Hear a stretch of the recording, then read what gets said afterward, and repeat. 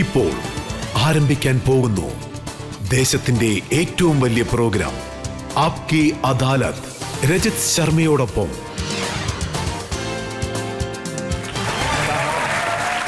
നമസ്കാരം. Thank you very much. നിങ്ങളെ എല്ലാവരെയും ഞാൻ സ്വാഗതം ചെയ്യുകയാണ്. ആപ്കി അദാലത്തിലെ ഇന്നത്തെ നമ്മുടെ അതിഥി, ഇദ്ദേഹം 25 വർഷങ്ങൾക്ക് മുൻപ് പാകിസ്ഥാനിൽ നിന്നും ഇന്ത്യയിലേക്ക് വന്ന വ്യക്തിയാണ്. ഇന്ത്യൻ ജനങ്ങൾ നൽകിയ സ്വീകരണം കാരണം അദ്ദേഹം നമ്മളിൽ ഒരാളായി. ഇദ്ദേഹത്തിന്റെ അച്ഛൻ പാകിസ്ഥാൻ മിലിറ്ററിയിലുള്ളൊരു വ്യക്തിയായിരുന്നു. ഇപ്പോൾ പാകിസ്ഥാൻ മിലിറ്ററി ഇദ്ദേഹത്തെ അന്വേഷിച്ചുകൊണ്ടിരിക്കുകയാണ്. ഇദ്ദേഹം ഒരു മിലിറ്ററിക്കാരനുമല്ല, നേതാവുമല്ല. ഇദ്ദേഹം ഒരു കലാകാരനാണ്.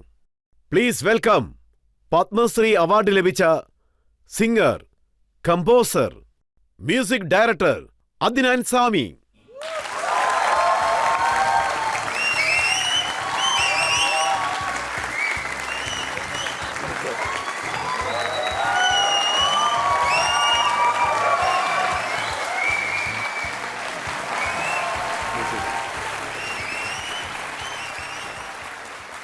കയ്യിൽ മൈക്കോടുകൂടിയാണല്ലോ വന്നിരിക്കുന്നത്. പാടാൻ പോവാണോ? അതായത് ജനങ്ങൾ എപ്പോഴും എന്റെ കയ്യിലേക്ക് മൈക്ക് തരും. ആപ്കി അദാലത്തിലെ ഇന്നത്തെ നമ്മുടെ ജഡ്ജി പ്രത്യേകതയുള്ള ആളാണ്. അദ്ദേഹം ഇന്ത്യക്ക് വേണ്ടി അതിർത്തിയിൽ യുദ്ധത്തിൽ ഏർപ്പെട്ട വ്യക്തിയാണ്. വളരെ ധൈര്യശാലിയാണ്. ഇന്ത്യൻ സേനയുടെ formal major general retired Sanjay മേസ്റ്റൻ.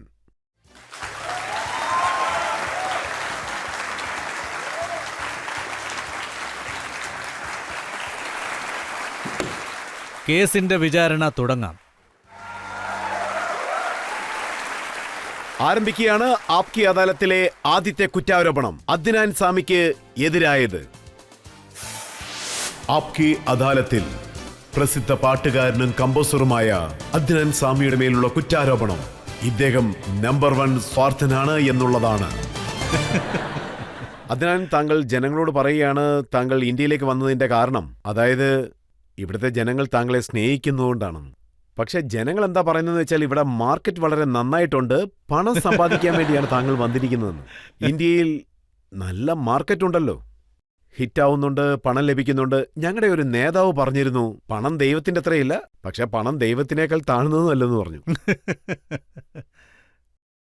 ഞാൻ വളരെ പ്രിവിലേജായൊരു കുടുംബത്തിലെ അംഗമാണ്. ദൈവാനുഗ്രഹം കൊണ്ട് ഞാൻ ഒരിക്കലും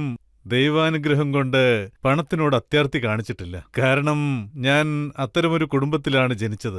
കാരണം എല്ലാം എനിക്ക് ജനിക്കുമ്പോൾ തന്നെ ഉണ്ടായിരുന്നു. ദൈവാനുഗ്രഹം എപ്പോഴും എനിക്കുണ്ട്. അതുകൊണ്ട് എനിക്ക് പണത്തിനോട് ഒരിക്കലും അത്യാഗ്രഹം കാണിക്കേണ്ടി വന്നിട്ടില്ല, ഇനി ഉണ്ടാവുകയുമില്ല. ഇതുവരെ എന്റെ ജീവിതത്തിൽ പണത്തിനു വേണ്ടി ഒരു തീരുമാനവും ഞാൻ എടുത്തിട്ടില്ല. ഒരു ആർട്ടിസ്റ്റ് ആണെങ്കിൽ ശരിക്കും ജനങ്ങളുടെ ഹിതത്തിനനുസരിച്ച് വേണം പെരുമാറാൻ. അതായത് 4 ചുവരിനുള്ളിൽ ആർക്ക് വേണമെങ്കിലും ഹീറോ ആകാമല്ലോ, അല്ലേ? പക്ഷേ ഒരു ആർട്ടിസ്റ്റ് എന്ന നിലയ്ക്ക് നമുക്ക് ഓഡിയൻസിന്റെ സ്നേഹമാണ് ഏറ്റവും. ആഗ്രഹം താങ്കൾക്ക് പാകിസ്ഥാനിൽ നിറവേറിയില്ലേ? അവിടെയും നിറവേറി. സത്യത്തിൽ എനിക്ക് അവിടെയും അളവിലധികം സ്നേഹം കിട്ടിയിട്ടുണ്ട്. പക്ഷേ ചിലരുടെ കാര്യമെടുക്കുമ്പോൾ അവർക്ക് അവരുടെ കലയെ ഒരുപാട് സ്ഥലങ്ങളിലേക്ക് വ്യാപിപ്പിക്കണം, ലോകത്തിന്റെ പല കോണുകളിലും എത്തണമെന്ന് ആഗ്രഹം. എന്താണെന്ന് വെച്ചാൽ താങ്കൾ കമ്പോസ് ചെയ്ത വീഡിയോ ആണെങ്കിലും പാട്ടാണെങ്കിലും ശരി, അവിടെ കച്ചവടമൊന്നും നടന്നില്ല. അതുകൊണ്ടാണ് പഴയ വീഞ്ഞ് പുതിയ കുപ്പിയിലിട്ടുകൊണ്ട് ഇവിടെ കച്ചവടത്തിന് വേണ്ടി വന്നത്. അത് ശരിയല്ലേ? ആക്ച്വലി സംഭവിച്ചത് എന്താണെന്ന് വെച്ചാൽ, അതായത് ഒരു പാട്ട് ഞാൻ 98-ൽ റിലീസ് ചെയ്തു. അന്ന് അവിടെ ഉണ്ടായിരുന്ന ചില ആളുകൾ എന്താണ് ചിന്തിച്ചതെന്ന് വെച്ചാൽ, അതായത് അവർ ചിന്തിച്ചത് ഇയാളുടെ ഈ പാട്ട് എവിടെയും എത്താൻ സാധ്യതയില്ല, എല്ലാം അവസാനിച്ചെന്ന് കരുതി. ആൻഡ് സോ ആ പാട്ടുകൾക്ക് യാതൊരു മാർക്കറ്റിങ്ങും പബ്ലിസിറ്റിയും അങ്ങനെ ഒന്നും തന്നെ ലഭിച്ചില്ല. ആ ഒരു സാഹചര്യത്തിൽ ആ ആൽബം റിലീസ് ചെയ്തു. അതിനുശേഷം അത് എപ്പോൾ റിലീസ് ചെയ്തു, എങ്ങനെയായിരുന്നു അതിന്റെ റിസൾട്ട് എന്നൊന്നും ആർക്കും ഒന്നും അറിയില്ലായിരുന്നു. അന്ന് ഞാൻ കാനഡയിലായിരുന്നു. എന്റെ ഉള്ളിൽ ഒരു ആത്മവിശ്വാസമുണ്ടായിരുന്നു. അവർ മനഃപൂർവ്വം പ്രൊമോട്ട് ചെയ്യാത്തതാണെന്ന് എനിക്ക് തോന്നിയിരുന്നു. അതിനുശേഷം ഞാൻ ആശാജിയുമായി സംസാരിച്ചു. ഞാൻ ആശാജിയോട് പറഞ്ഞു, ഞാൻ വലിയ കബളിപ്പിക്കലിന് ഇരയായി, ഇവിടെ എനിക്കൊരു ഭാവിയില്ലെന്ന് ഞാൻ പറഞ്ഞു. എന്താണ് കാരണം? അതെ, അങ്ങനെ അവർ തീരുമാനിച്ചിരുന്നു. ആ സമയത്ത് എനിക്ക് നന്നായിട്ടറിയാം വാട്ട് എവർ റീസൺ ഇവനെ എങ്ങനെ താഴ്ത്താമെന്ന്. ഞാൻ അവരോട് പറഞ്ഞു ലണ്ടനിൽ വെച്ച് റെക്കോർഡ് ചെയ്യാന്ന്.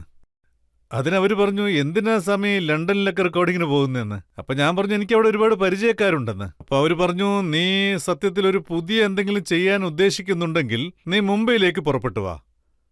കാരണം ഹിന്ദി മ്യൂസിക്കിന്റെ ക്യാപിറ്റൽ ഇവിടുമാണ്. ഇവിടെ ഒരു കാര്യം പോപ്പുലർ ആയാൽ അത് ലോകം മുഴുവൻ പോപ്പുലർ ആകും. നല്ല റിസൾട്ട് കിട്ടും, നീ ഇങ്ങോട്ട് വരണമെന്ന് പറഞ്ഞു.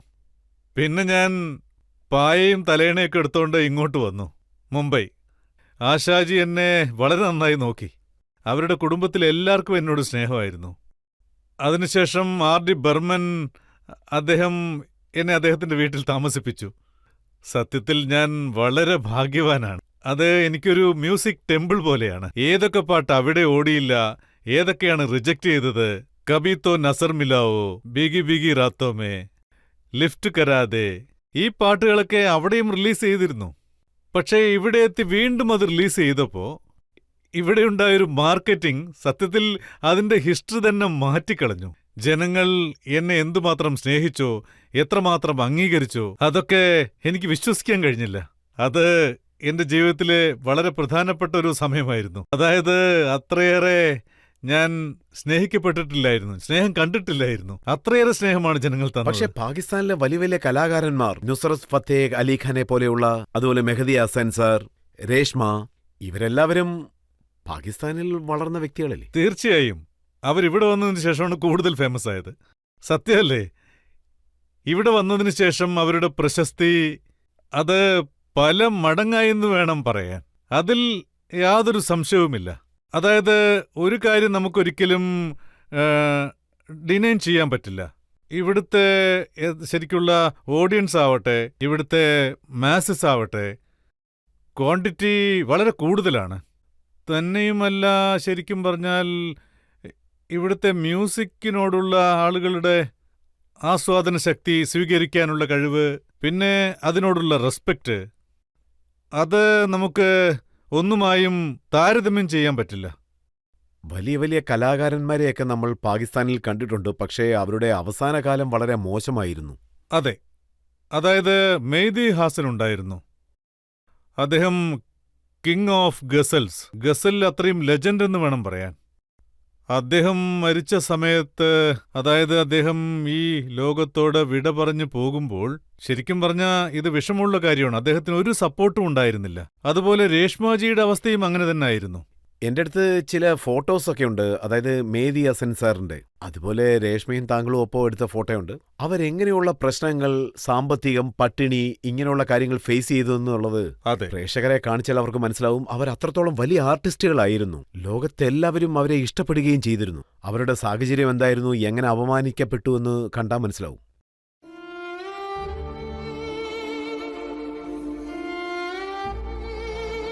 മെഹദി ഹസൻ സർ വളരെ വലിയ കലാകാരനാണ്.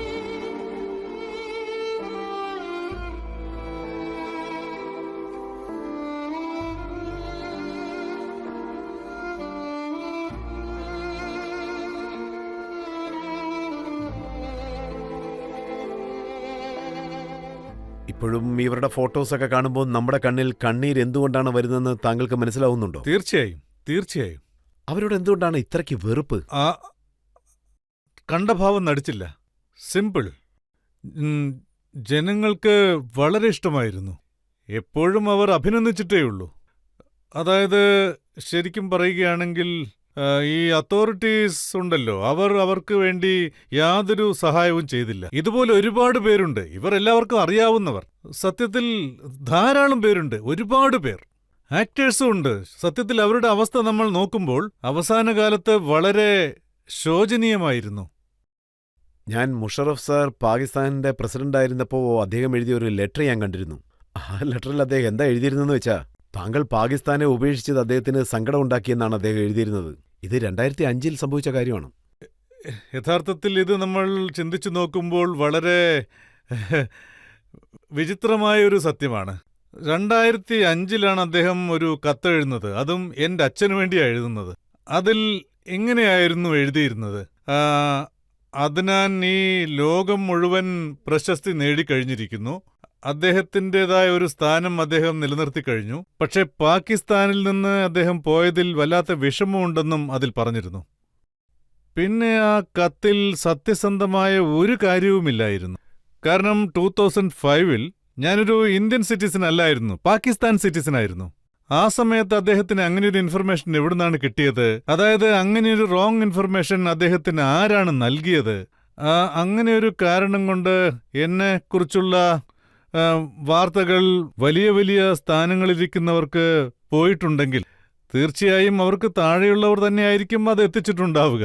ഈ ഒരു കാരണം കൊണ്ട് എന്നെ അവർ എല്ലാ രീതിയിലും അകറ്റി നിർത്തുകയുണ്ടായി. പക്ഷേ ഞാൻ അവിടെ നിന്നും ഇവിടെ എത്തിയത് ഒരിക്കലും പണത്തിനു വേണ്ടിയല്ല. പക്ഷേ യഥാർത്ഥത്തിൽ സംഭവിച്ചത്, എനിക്ക് പാകിസ്ഥാനിലുണ്ടായിരുന്ന അവിടെയുണ്ടായിരുന്ന സിറ്റിസൺഷിപ്പ് ഉപേക്ഷിച്ചു. അതായത്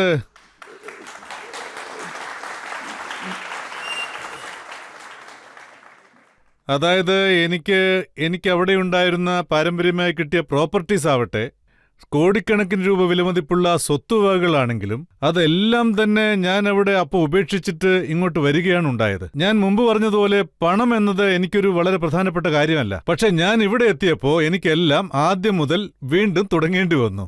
അല്ല, താങ്കൾ ഉപേക്ഷിച്ചിട്ട് വന്നതാണോ അതോ അവർ നിർബന്ധിച്ച് ഉപേക്ഷിപ്പിച്ചതാണോ? അവരങ്ങനെ ചെയ്യിപ്പിച്ചതാണ്. അതായത് എനിക്ക് സിറ്റിസൺഷിപ്പ് അവിടെ ഉണ്ടായിരുന്ന സമയത്ത് എനിക്ക് അവിടെയുണ്ടായിരുന്ന യാതൊന്നിലും താല്പര്യമില്ലായിരുന്നു. അതുകൊണ്ട് അങ്ങനെ ഒരു തീരുമാനം എടുക്കേണ്ടി അല്ല, വന്നു. ഞാൻ പ്രോപ്പർട്ടിയും പണത്തിനെ കുറിച്ചല്ല സംസാരിച്ചത്. അതൊരു പക്ഷേ താങ്കൾ വിട്ടിട്ട് വന്നതായിരിക്കാന്ന് കരുതാം. അതെ. താങ്കൾ അവിടുത്തെ സിറ്റിസൺ അല്ല. പക്ഷേ പാകിസ്ഥാന്റെ സിറ്റിസൺഷിപ്പ് താങ്കളായിട്ട് ഉപേക്ഷിച്ചതാണോ അവർ ഉപേക്ഷിക്കാൻ നിർബന്ധിച്ചോ? അവർ അന്ന് എന്നോട് പെരുമാറിയ രീതി, ഞാൻ നേരത്തെ പറഞ്ഞതുപോലെ ജനറൽ മുഷറഫ് ഏതടിസ്ഥാനത്തിലാണോ ആ കത്തെഴുതിയത്, യഥാർത്ഥത്തിൽ അതിനെക്കുറിച്ച് പറഞ്ഞു വന്നാൽ അപ്പോൾ എനിക്ക് ചില പ്രശ്നങ്ങൾ ഉണ്ടായിരുന്നുവെന്ന് പറയാം. അതായത് ഞാൻ പാകിസ്ഥാൻ സിറ്റിസൺ ആയിരുന്നിട്ട് പോലും, അതും ഒരു പബ്ലിക് പ്രൊഫഷൻ ആയിരുന്നിട്ട്, അതായത് അവിടെയുള്ളവർക്ക് എൻ്റെ ഓരോ ചെറിയ ചെറിയ മൂവുകളും വ്യക്തമായിട്ട് അറിയാൻ കഴിയും. പിന്നെ ഞാൻ അവരോട് പലതവണ അപ്രോച്ച് ചെയ്തും നോക്കി. എനിക്ക് ഒരുപാട് പ്രശ്നങ്ങളുണ്ട്, ഒന്ന് സോൾവ് ചെയ്ത് തരുമെന്ന്. ചുറ്റി വളച്ച് സംസാരിക്കുന്നത്, നേരിട്ട് അങ്ങ് സംസാരിക്കരുതോ? അവര് പാസ്പോർട്ട് റിന്യൂവൽ ചെയ്തില്ല.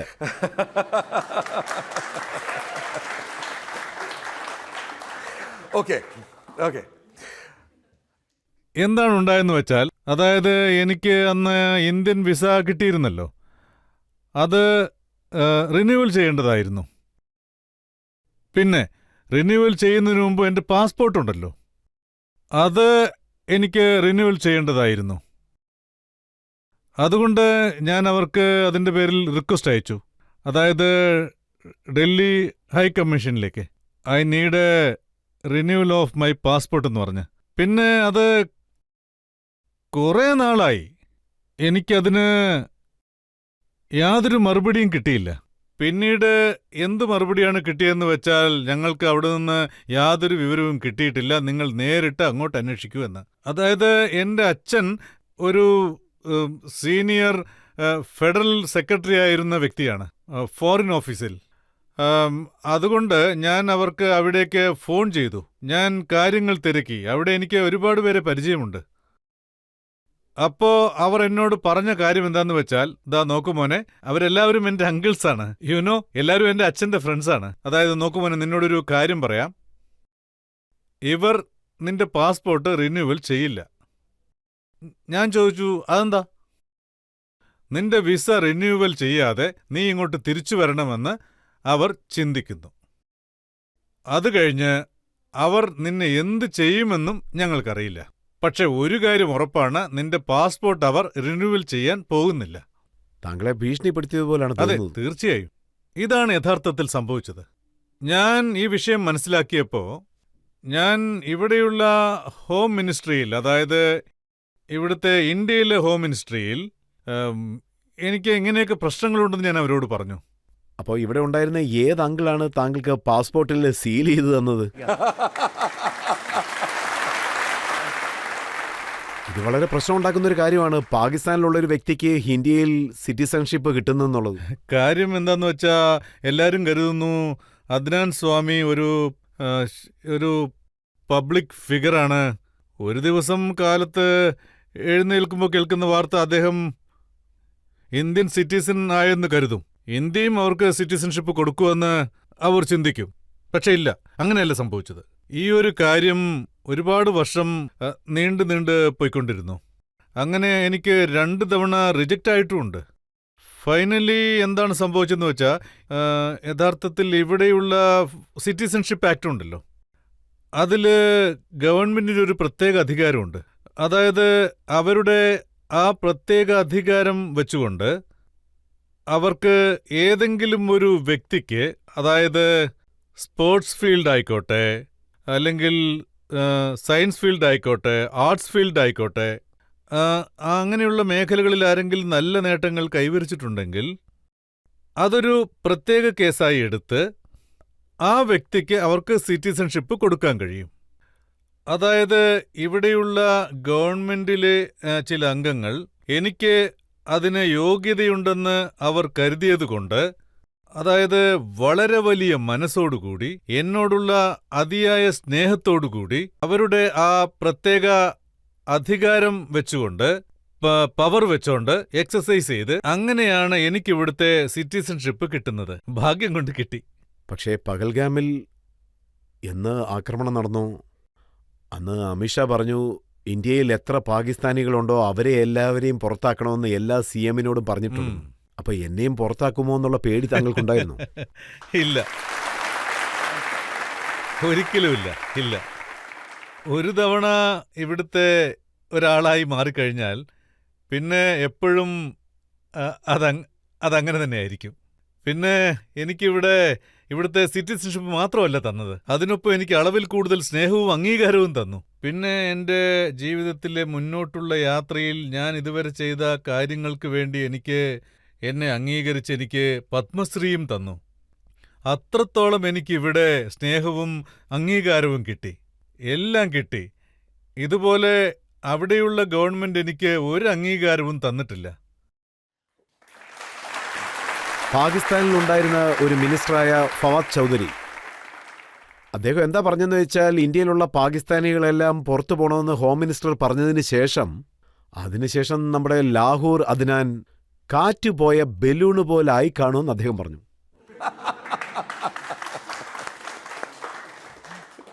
അദ്ദേഹം ഒരു ജോക്കറാണ്, അതൊന്നും ഞാൻ സീരിയസ് ആയിട്ട് എടുക്കില്ല.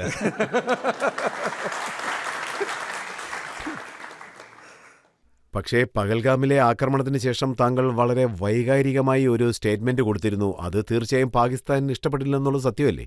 അതായത് പ്രധാന കാര്യം എന്താണെന്ന് വെച്ചാൽ, അത് പെഹൽഗാമിൽ നടന്നതാണെങ്കിലും ശരി, അതല്ലെങ്കിൽ ലോകത്തിന്റെ ഏത് കോണിൽ നടന്നതാണെങ്കിലും ശരി, ഇതുപോലൊരു അതിദാരുണമായ ക്രൂരമായ ഒരു സംഭവം സത്യത്തിൽ, അതായത് ശരിക്കും മനുഷ്യത്വത്തിന്റെ പേരിൽ പറഞ്ഞാൽ ഇത് ഒരു കാരണവശാലും അംഗീകരിക്കാനാവില്ല. ഇത് മനുഷ്യത്വമില്ലായ്മയാണ്. ഇതിൽ നിങ്ങളൊരു ഇന്ത്യക്കാരനാണെങ്കിലും പാകിസ്ഥാനിയാണെങ്കിലും ബംഗ്ലാദേശിയാണെങ്കിലും ദിംബക്തു ആണെങ്കിലും ഒരു ഹ്യൂമാനിറ്റിയുടെ പോയിന്റ് ഓഫ് വ്യൂവിൽ നിങ്ങളത് വീക്ഷിക്കുകയാണെങ്കിൽ ഈ വിഷയത്തെ നിങ്ങളൊരു വളരെ വലിയ ട്രാജഡിയാണ്. ഒരു വിധത്തിലും നമുക്കിതിനെ അംഗീകരിക്കാൻ കഴിയില്ല. ഇനി ഞാൻ നിങ്ങളോട് മറ്റൊരു കാര്യം പറയാം.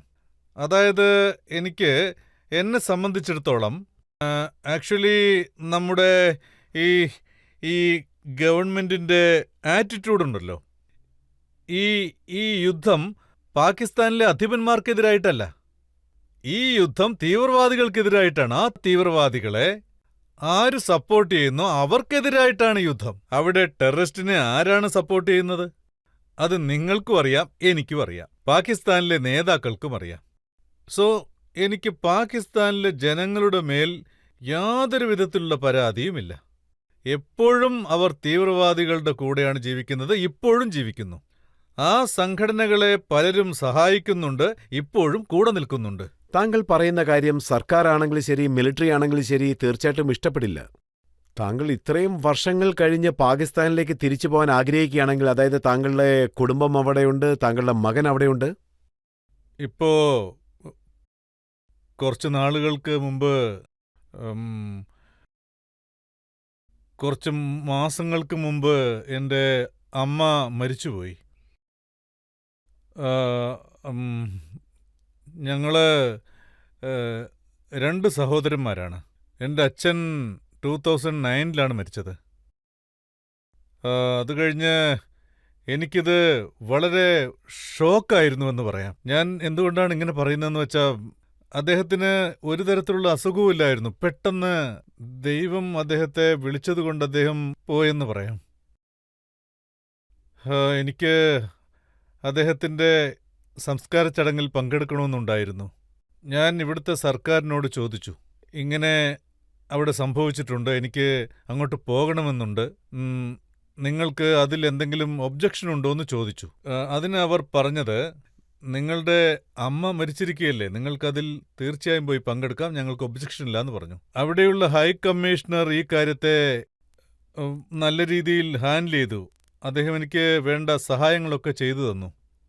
അതിനുശേഷം ഞാൻ അവിടുത്തെ വിസയ്ക്ക് വേണ്ടി അപ്ലൈ ചെയ്തു. അവരോട് ഞാൻ ചോദിച്ചു, അവരത് റിഫ്യൂസ് ചെയ്തു. ഞാൻ അവരോട് ചോദിക്കുകയുണ്ടായി, എൻ്റെ അമ്മയാണ് മരിച്ചത്, പക്ഷേ അവർ തന്നില്ല. അപ്പോൾ അവസാനം വരെയും? ഇല്ല, ഞാൻ പോയില്ല. എൻ്റെ അമ്മയുടെ സംസ്കാര ചടങ്ങുകൾ ഞാൻ വാട്സപ്പിലാണ് കണ്ടത്.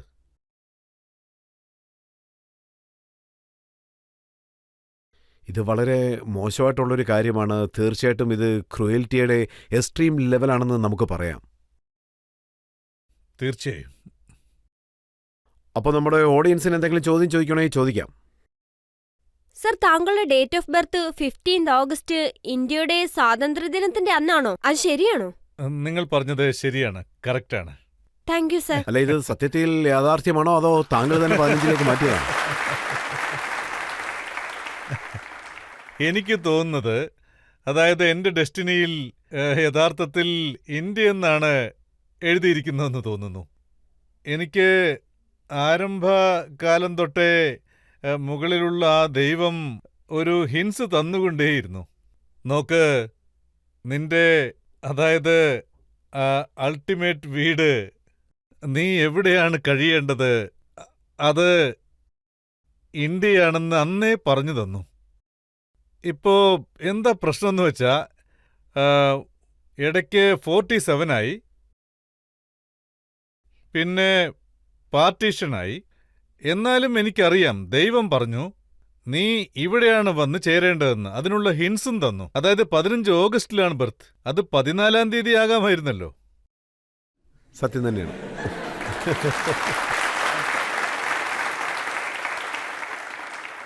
അതിൽ ഞാൻ തിരക്ക് കൂട്ടിയില്ലെന്ന് തോന്നുന്നു. സോ 15 ഓഗസ്റ്റ് അങ്ങനെയാണ് ഉണ്ടായിരിക്കുന്നത്. 15 ഓഗസ്റ്റ് ആണ് എൻ്റെ ബർത്ത്ഡേ. ഞാൻ മറ്റൊന്നും കാര്യമായിട്ട് എടുത്തിട്ടില്ല. ശരി, ഇപ്പോ മറ്റൊരു ചോദ്യം കൂടിയുണ്ട്. താങ്കൾ വിചാരിച്ചതുപോലെ ഇന്ത്യ വരണമെന്ന് താങ്കൾ വിചാരിച്ചു. പാകിസ്ഥാനിൽ താങ്കൾക്ക് നിറയെ പ്രശ്നങ്ങളുണ്ടായെന്ന് പറഞ്ഞു. അപ്പോൾ താങ്കൾക്ക് വേറെ ഓപ്ഷൻ ഉണ്ടായിരുന്നല്ലോ, ഇംഗ്ലണ്ട്, ഓസ്ട്രേലിയ. എന്തുകൊണ്ട് അതൊന്നും ചൂസ് ചെയ്തില്ല? എന്റെ വൈഫ് യഥാർത്ഥത്തിൽ ജർമ്മനിക്കാരിയാണ്. എനിക്ക് വേണമെങ്കിൽ ജർമ്മൻ സിറ്റിസൺ ആകാമായിരുന്നു, വേണമെങ്കിൽ UK സിറ്റിസൺഷിപ്പ് എടുക്കാമായിരുന്നു. ഫാമിലി ഇപ്പൊ US ഉള്ളത്, കാനഡയിലുണ്ട്. എനിക്ക് വേണമെങ്കിൽ അവിടുത്തെ എടുക്കാമായിരുന്നല്ലോ. പക്ഷെ ഞാൻ എന്തുകൊണ്ടാണ് ഇന്ത്യൻ സിറ്റിസൺ ആയത്? ഞാൻ പല രാജ്യങ്ങളിലും പോയിട്ടുണ്ട്, അവിടെയുള്ള പല പ്രദേശങ്ങളിലും ഞാൻ താമസിച്ചിട്ടുണ്ട്. പക്ഷേ ഞാൻ വളരെ എമോഷണലായ ഒരു വ്യക്തിയാണ്. അതുമാത്രമല്ല, ഞാനൊരു വലിയ പഠാനാണ്. എന്നെ സംബന്ധിച്ചിടത്തോളം നിങ്ങൾ ഒരുപക്ഷെ ആറ്റിറ്റ്യൂഡോടുകൂടി ചോദിച്ച ഒരു നഖം പോലും കിട്ടില്ല, പക്ഷേ സ്നേഹത്തോടുകൂടി ചോദിച്ച ജീവൻ വേണമെങ്കിലും കാൽക്കൽ വയ്ക്കും. എൻ്റെ സ്നേഹത്തെ ഇന്ത്യയിലെ ജനങ്ങൾക്കും പാകിസ്ഥാനിലെ ജനങ്ങൾക്കും എൻ്റെ മ്യൂസിക്കിലൂടെ അത് നൽകാൻ എനിക്ക് കഴിയും. പാകിസ്ഥാനിലെ ജനങ്ങളോട് ഞാൻ എന്താ പറയാൻ ആഗ്രഹിക്കുന്നതെന്ന് വെച്ചാ, कभी तो नजर मिलाओ, कभी तो करीब आओ, जो नहीं कहा है कभी तो समझ भी जाओ, हम भी तो हैं तुम्हारे दीवाने हो दीवाने, हम भी तो हैं तुम्हारे, दीवाने हो दीवाने. അതുപോലെ തന്നെ ഇന്ത്യയിലെ ജനങ്ങൾക്ക് ये ज़मीं रुक जाए, आसमां झुक जाए, तेरा चेहरा जब नजर आए, ओ तेरा चेहरा जब नजर आए, ये ज़मीं रुक जाए, आसमां झुक जाए, तेरा चेहरा जब नजर आए, हो तेरा चेहरा जब नजर आए, हो.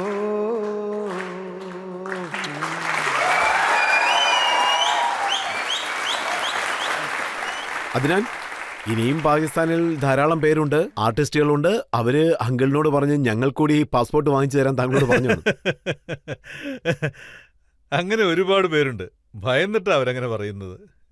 പക്ഷേ കാര്യം എന്താന്ന് വെച്ചാ, എൻ്റെ തലയിൽ എന്താണ് എഴുതിയിരിക്കുന്നതെന്ന് വെച്ചാൽ,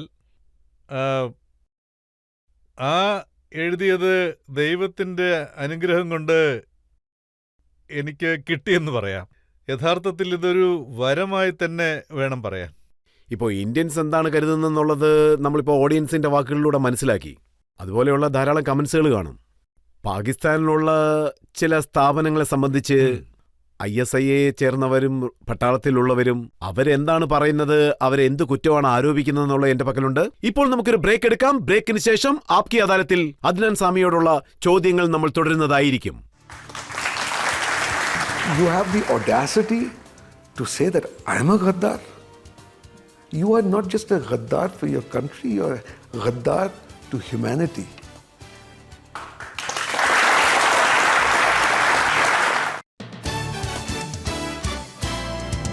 വെൽക്കം ബാക്ക്. ആപ്കി അദാലത്തിൽ ഇന്നത്തെ നമ്മുടെ അതിഥി സിംഗർ, കമ്പോസർ, മ്യൂസിക് ഡയറക്ടറായ അദ്നാൻ സാമിയാണ്. ആപ്കി അദാലത്തിലെ അടുത്ത കുറ്റാരോപണം. ആപ്കി അദാലത്തിൽ പ്രസിദ്ധനായ സിംഗറും കമ്പോസറുമായ അദ്നാൻ സാമിയുടെ മേലുള്ള കുറ്റാരോപണം. ISI പറയുന്നത് വെച്ച് ഇദ്ദേഹം വളരെ വലിയൊരു ദ്രോഹിയാണ് എന്നുള്ളതാണ്. അതായത് പഹൽഗാമിൽ ആക്രമണം നടന്നതിന് ശേഷം താങ്കൾ ഒരു സ്റ്റേറ്റ്മെന്റ് നൽകി. അതിനുശേഷം ആ സൈഡിൽ നിന്നും ISIയുടെ ധാരാളം സ്റ്റേറ്റ്മെന്റുകൾ വരാൻ തുടങ്ങി. മിലിറ്ററിയിലുള്ളവരും സ്റ്റേറ്റ്മെന്റ് നൽകി. അവരെന്താ പറയുന്നതെന്ന് വെച്ചാൽ, ഇയാളൊരു ചാരനാണ്, ഒരു ഭീരുവാണ്, ഒരു ദ്രോഹിയാണെന്ന് പറയുന്നു. എന്താ ഒരു വാക്കല്ലേ! ഒരു കുറ്റാരോപണമാകുമ്പോൾ ഇങ്ങനെ തന്നെ വേണം. അതായത് അവർ പറഞ്ഞു വരുന്നത് താങ്കൾ കൊടുത്ത ആ സ്റ്റേറ്റ്മെന്റ്, അതായത് RSSന്റെ നിയന്ത്രണത്തിൽ നിന്ന് താങ്കളെ സംരക്ഷിക്കാൻ വേണ്ടി അങ്ങനെ പറഞ്ഞാണെന്ന്. ഇന്ത്യയുടെ മേൽ താങ്കളുടെ വിശ്വാസം കാണിക്കാൻ വേണ്ടിയാണ് താങ്കൾ അങ്ങനെ പറഞ്ഞതെന്നും പറയുന്നു. ഞാൻ നിങ്ങളോടൊരു കാര്യം പറയാം. അതായത് ഈ കാര്യത്തെക്കുറിച്ച്, ഈ വിഷയത്തിൽ ആരെയാണ് ദ്രോഹി എന്ന് വിളിക്കുക? രാജ്യദ്രോഹി എന്ന് പറഞ്ഞാൽ ഈ രാജ്യത്തിന് എന്തെങ്കിലും കളങ്കമുണ്ടാക്കിയിരിക്കണം. പിന്നെ പിന്നെ ഈ സിറ്റുവേഷനിൽ പാകിസ്ഥാനിൽ നിന്ന് ഇങ്ങോട്ട് കയറി വന്ന് പാകിസ്ഥാനെക്കുറിച്ചുള്ള പല രഹസ്യങ്ങളും, അതായത് ഇന്റേണൽ ടോപ്പ് സീക്രട്സിനെ കുറിച്ച് ഞാൻ ഇവിടെയുള്ളവരോട് പറഞ്ഞു. അതുകൊണ്ട് അവർക്ക് ഒരുപാട് നഷ്ടമുണ്ടായി എന്ന് പറയുന്ന പോലുണ്ട്. ഞാനൊരു മ്യൂസീഷ്യനാണ്, ഞാനൊരു സിംഗറാണ്,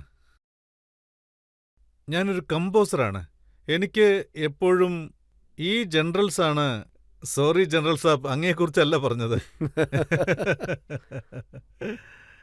ഇവിടെയുള്ള ജനങ്ങളാണ് എൻ്റെ പാട്ടുകൾക്ക് റൊമാൻസും ചെയ്തിരിക്കുന്നത്. അവർ ഡാൻസും ചെയ്തിട്ടുണ്ട്, അവർക്കറിയാമല്ലോ. മുഷറഫ് സാർ താങ്കളുടെ പാട്ട് കേട്ട് നന്നായിട്ട് ഡാൻസ് കളിക്കൊന്നും കേട്ടു. അതെ അതെ. ചോദ്യം എന്താന്ന് വെച്ചാൽ, ഇവരുടെ കാര്യമെടുത്താൽ ആർമിയുടെ എസ്റ്റാബ്ലിഷ്മെൻ്റ് ആവട്ടെ, അത് ISI ആയിക്കോട്ടെ, അങ്ങനെ അതുപോലെ ഒരുപാടെണ്ണമുണ്ട്. ഇവരൊക്കെ കാശ്മീരിനെ ഒരു പ്രശ്നമാക്കി മാറ്റിവെച്ചിരിക്കുകയാണ്.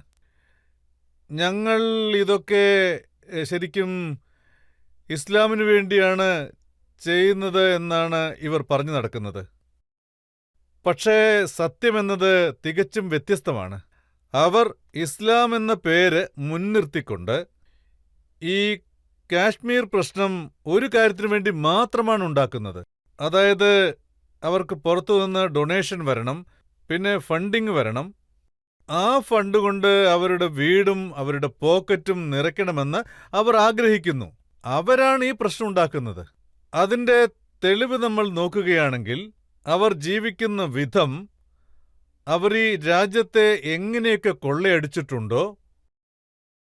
ഇന്ന് ഈ ലോഡ് ഷെഡിംഗ് എല്ലാം ഉള്ള സമയത്ത് അവരെക്കുറിച്ച് എനിക്ക് വളരെ നന്നായിട്ടറിയാം. സത്യം എന്താന്ന് വെച്ചാൽ ഇന്ന് അവിടെയുള്ള ജനങ്ങൾ എന്തുകൊണ്ടാണ് സഫർ ആവുന്നത്? എന്തുകൊണ്ടാണ് അവർ സഫർ ആവുന്നതെന്ന് വെച്ചാൽ അവരുടെ കയ്യിൽ പണമില്ല. അവർക്ക് പലരോടും ഭിക്ഷയാചിക്കേണ്ട സ്ഥിതിയാണ്. ആ അവസ്ഥ എങ്ങനെയുണ്ടായി? അതൊക്കെ ആരാണ് ഉണ്ടാക്കിയത്? ആ ദ്രോഹം ആരാണ് ചെയ്തത്? ഞങ്ങൾ TV യിൽ കാണുന്ന ഇതാണ്. അവിടെയുള്ള ജനങ്ങൾ വെള്ളത്തിനു വേണ്ടി ശരിക്കും കഷ്ടപ്പെടുന്നുണ്ട്, പെട്രോള് കിട്ടാൻ വേണ്ടി ബുദ്ധിമുട്ടുന്നു. 5 കിലോ ഗോതമ്പ് മാവ് 800 രൂപയ്ക്കാണ് വിൽക്കുന്നത്. ജനങ്ങളുടെ സാഹചര്യം വളരെ മോശമാണ്. താങ്കൾ ആ പണമൊക്കെ അവരുടെ പോക്കറ്റിലേക്ക് പോകുന്നതാണോ പറയുന്നത്? Of course. പട്ടാളത്തിനോ? എന്തിന്? നിങ്ങൾക്ക് തന്നെ അറിയാമല്ലോ. വേണമെങ്കിൽ ഞാനൊരു കാര്യം പറഞ്ഞുതരാം. അതായത് ഇതൊരു യാഥാർത്ഥ്യമായ കാര്യമാണ്. അതായത് അവിടെ രാജ്യത്തെ പട്ടാളമാണ് ഭരിച്ചുകൊണ്ടിരിക്കുന്നത്. അതല്ലേ ശരി? അവിടുത്തെ കാര്യത്തെക്കുറിച്ച് നമ്മൾ പറയുകയാണെങ്കിൽ, ഒരു രാജ്യമായാൽ ആ രാജ്യത്ത് ഒരു മിലിറ്ററി ഉണ്ടാകും. പക്ഷെ പാകിസ്ഥാനിൽ മാത്രം അവിടെ പട്ടാളത്തിന് കീഴിലാണ് ഒരു രാജ്യമുള്ളത്. അതാണ് സ്ഥിതി. മറ്റൊരു കാര്യം കൂടി ഞങ്ങൾ അറിഞ്ഞു. അവിടെയുള്ള എല്ലാ കാര്യങ്ങളും നോക്കുന്നത് അവിടുത്തെ ആർമിയാണെന്ന്. കൃഷി ചെയ്യുന്നു, ഹൗസിംഗ് ചെയ്യുന്നു, എന്തിന് ടൂറിസം പോലും അവരാണ് ചെയ്യുന്നതെന്നാണ് കേട്ടത്. അവർ കോൺഫ്ലെക്സ് ഉണ്ടാക്കും. കോൺഫ്ലെക്സോ? അതെ, ആർമി കോൺഫ്ലെക്സ്. അതായത് ഏതെങ്കിലും ഒരു വ്യക്തി വളരെ പോപ്പുലറായി കഴിഞ്ഞാൽ അവരുടെ ജനാധിപത്യ അവകാശങ്ങൾ പ്രയോജനപ്പെടുത്താൻ അവർ ആഗ്രഹിച്ചാൽ അവരതിനെ അടിയോടുകൂടി ഇല്ലാതാക്കും. അത് സുവിക്കാർ അലി ഭൂട്ടോ ആയിക്കോട്ടെ, എന്തിന്, അതിനു മുമ്പും ഉണ്ടായിരുന്നു. നിങ്ങൾ ബേനസീർ ഭൂട്ടോയുടെ കാര്യം ചിന്തിച്ചു നോക്കൂ. അവരെയും അവർ മുഴുവനായും താഴ്ത്തിക്കളഞ്ഞല്ലോ.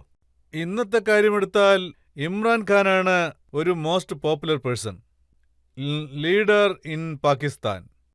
അവിടെ അദ്ദേഹം ഒരു ഹീറോയാണ്, അതായത് സ്പോർട്സ് ഹീറോ. അതുമാത്രമല്ല, അദ്ദേഹത്തെ പിടിച്ച് അവർ ജയിലിലിടുകയും കൂടി ചെയ്തു. അദ്ദേഹം ജയിലിൽ കിടന്നു. പാകിസ്ഥാന്റെ ഈ മോശമായ സാഹചര്യത്തിന് അവിടുത്തെ മിലിറ്ററിയാണ് കാരണക്കാരനാണോ താങ്കൾ പറയുന്നത്? Of course. അവിടെ യാതൊരു തരത്തിലും ജനാധിപത്യം നിങ്ങൾക്ക് കാണാൻ കഴിയില്ല. അവർക്ക് തോന്നുന്ന സമയത്തെല്ലാം അവർ ഭരണകൂടത്തെ തകിടം മറിക്കും. അവർക്ക് എപ്പോഴൊക്കെ തോന്നുന്നു, അതായത് ഇവിടെയുള്ള പൊളിറ്റീഷ്യൻസ് ഉണ്ടല്ലോ, അവർ നമുക്ക് ഇത് സമാധാന ചർച്ചയിലൂടെ പരിഹരിക്കാമെന്ന് പറഞ്ഞാൽ അവർ പറയും ഇത് ഞങ്ങൾക്കൊരിക്കലും സെറ്റാവില്ല എന്ന്, നമുക്ക് കാർഗിലാണ് നല്ലതെന്ന് പറയും. താങ്കൾ അവിടുത്തെ പട്ടാളത്തെക്കുറിച്ച് ഇത്രത്തോളം കാര്യങ്ങൾ പറയുന്നു. ഞാൻ ജനങ്ങളോട് ഇപ്പോൾ പറയാണ്, താങ്കളുടെ അച്ഛൻ ഹർഷദ് സ്വാമി ഖാൻ സാർ പാകിസ്ഥാന്റെ എയർഫോഴ്സിൽ ഒരു പൈലറ്റായിരുന്നു. അതെ, നിങ്ങൾ പറയുന്നത് ശരിയാണ്. അദ്ദേഹം ഒരു പൈലറ്റ് മാത്രമല്ല, ഒരു ടോപ്പ് ഗണ്ണാണ്. അദ്ദേഹം ഒരു ഏസ് പൈലറ്റാണ്.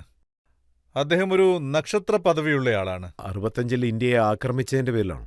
അതെ, അദ്ദേഹം 64-ൽ അദ്ദേഹം വ്യോമയുദ്ധത്തിൽ പങ്കെടുത്തിട്ടുണ്ട്. ഇതിൽ യാദൃച്ഛികമായ കാര്യമെന്തെന്ന് വെച്ചാൽ, ഞാൻ ജനിച്ചതിന് ശേഷം അദ്ദേഹത്തെ യൂണിഫോമിൽ കണ്ടിട്ടേയില്ല. കാരണം ആ സമയത്ത് അദ്ദേഹം ഫോറിൻ ഓഫീസിൽ ജോയിൻ ചെയ്തു. അദ്ദേഹം ഒരു സിവിലിയൻ ലൈഫ് ആഗ്രഹിച്ചു. പക്ഷേ അദ്ദേഹം ഇൻ ദ ഏർലി ഡേയ്സ് അദ്ദേഹം ഒരു ശക്തനായ ഫൈറ്റർ പൈലറ്റായിരുന്നുവെന്ന് പറയാം. അപ്പോൾ അദ്ദേഹം മിലിറ്ററിയിലുണ്ടായിരുന്നു, ഡിപ്ലോമാറ്റ് ആയിരുന്നു. അതുകൊണ്ട് അവിടെ നടന്ന എല്ലാ കാര്യങ്ങളും താങ്കൾക്കും അറിയാമായിരുന്നു അല്ലേ? ആ അറ്റ്മോസ്ഫിയറിലല്ലേ താങ്കൾ ജീവിച്ചത്? അതെ, തീർച്ചയായും. പാകിസ്ഥാന്റെ തീയതിയുണ്ട്. ഞാൻ ലിറ്ററലി അധികാരത്തിന് വളരെ അരികിൽ ജീവിച്ചവനാണ്. എനിക്ക് എക്സാക്റ്റ് ആയിട്ട് അറിയാം അകത്ത് എന്തൊക്കെയാണ് നടക്കുന്നത്. ഞാൻ നേരിട്ട് പലതും കണ്ടിട്ടുണ്ട്. എങ്ങനെയുള്ള കാര്യങ്ങളാണെന്ന് വെച്ചാൽ അതൊക്കെ കേട്ട് കഴിയുമ്പോൾ എല്ലാവരും അതിശയിച്ചു പോകും. പക്ഷെ ചില സമയങ്ങളിൽ നമുക്കത് നേരത്തെ മനസ്സിലാവും. ഗവൺമെന്റ് എപ്പോ താഴെ വീഴുമെന്ന്. അച്ഛന്റെ ഒരു സുഹൃത്തുണ്ടായിരുന്നു. അദ്ദേഹമാണ് അടുത്ത പ്രധാനമന്ത്രിയാകാൻ പോകുന്നത്. അദ്ദേഹത്തിന് വേണ്ടി ഞങ്ങളുടെ വീട്ടിൽ നിന്നും ഷെർവാണി പോകുന്നു, അദ്ദേഹത്തിന് ധരിക്കാൻ വേണ്ടി. ഇതൊക്കെ ഞാൻ നേരിട്ട് കണ്ടതാണ്. ഇങ്ങനെയൊക്കെ സംഭവിച്ചിട്ടുണ്ട്. ഞാൻ ജനങ്ങൾക്ക് ചില ഫോട്ടോസ് കാണിക്കാൻ ആഗ്രഹിക്കുകയാണ്. പാകിസ്ഥാനിലുള്ള വലിയ വലിയ ലീഡേഴ്സിനോടൊപ്പം താങ്കളുടെ കണക്ഷൻ എങ്ങനെയായിരുന്നെന്ന് ഇപ്പോൾ കാണിക്കാം. ദാ ഇവിടെ ചില ഫോട്ടോസ് ഉണ്ട്.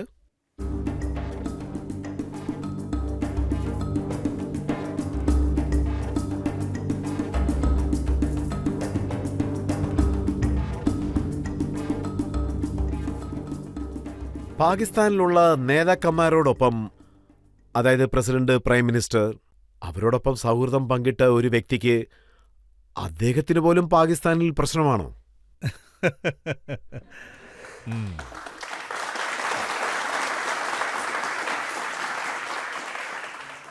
എനിക്ക് പ്രോബ്ലംസ് ഉണ്ടായിരുന്നു. എനിക്കുണ്ടായ പ്രശ്നങ്ങൾക്ക് ഞാൻ നന്ദി പറയുകയാണ്. മറ്റുള്ളവരെയൊക്കെ അവർ പാടെ നശിപ്പിച്ചു കളഞ്ഞു. അവർ ബേനസീർ ഭൂട്ടോയെ വെറുതെ വിട്ടില്ല, സുഫിക്കർ അലി ഭൂട്ടോയെ വെറുതെ വിട്ടില്ല, അവർ ഇമ്രാൻഖാനെ പോലും വെറുതെ വിട്ടില്ല. പിന്നെ ഞാനൊക്കെ അവർക്ക് വലിയ കാര്യമാണ്.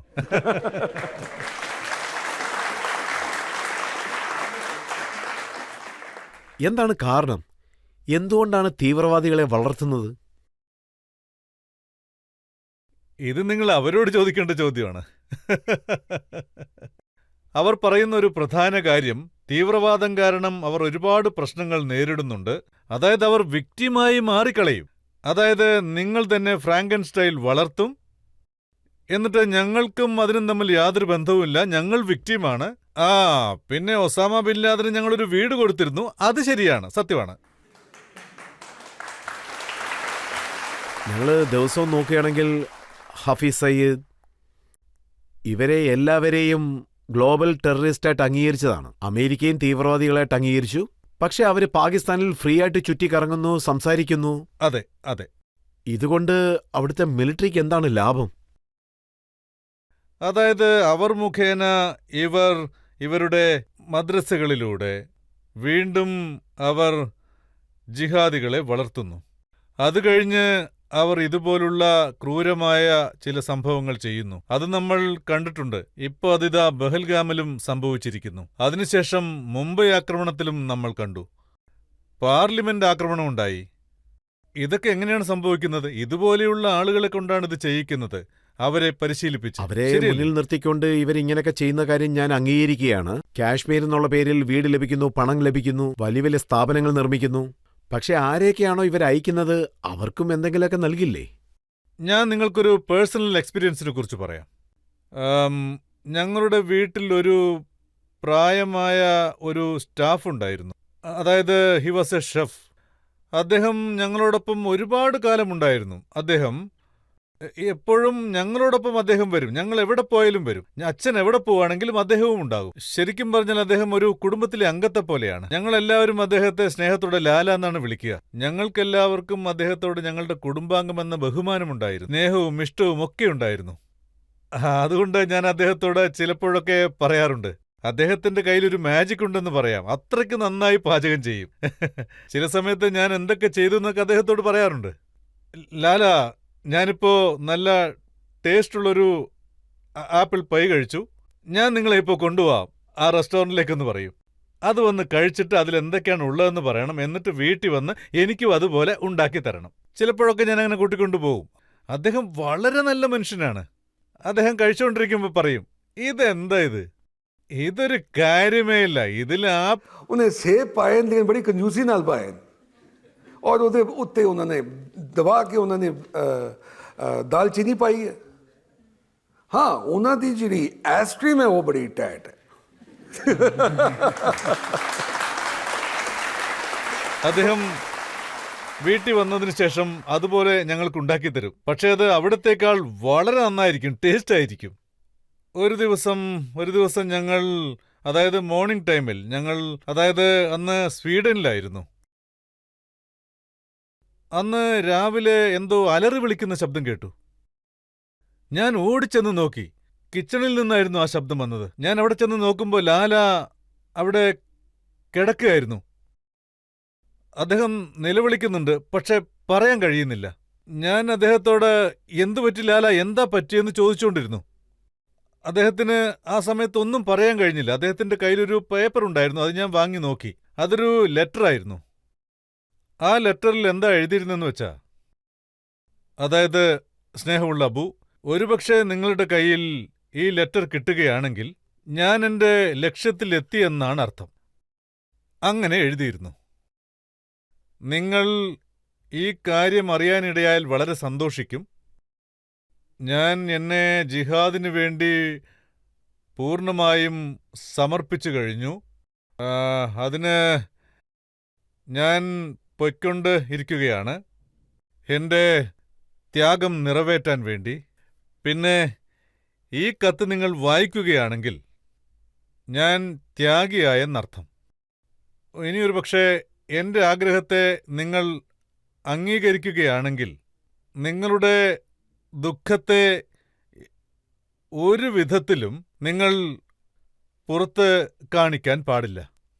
നിങ്ങൾ ആഘോഷിക്കണം. നിങ്ങൾ എല്ലായിടത്തും ചെന്ന് അവിടെയുള്ളവർക്ക് മധുരം വിതരണം ചെയ്യണം. കാരണം നിങ്ങളുടെ മകൻ ത്യാഗിയായിരിക്കുന്നുവെന്ന്. ഞാൻ ആ ലെറ്റർ വായിച്ച് ഒന്നും മനസ്സിലാകാതെ അമ്പരന്ന് നിന്നു. ആ മനുഷ്യനുണ്ടല്ലോ, അദ്ദേഹം തൻ്റെ ജീവിതകാലം മുഴുവനും ആ ഫാമിലിക്ക് വേണ്ടി, അതായത് പണം സമ്പാദിച്ച് വീട്ടിലേക്ക് അയച്ചു കൊടുക്കും. ആ മനുഷ്യൻ തകർന്നുപോയി.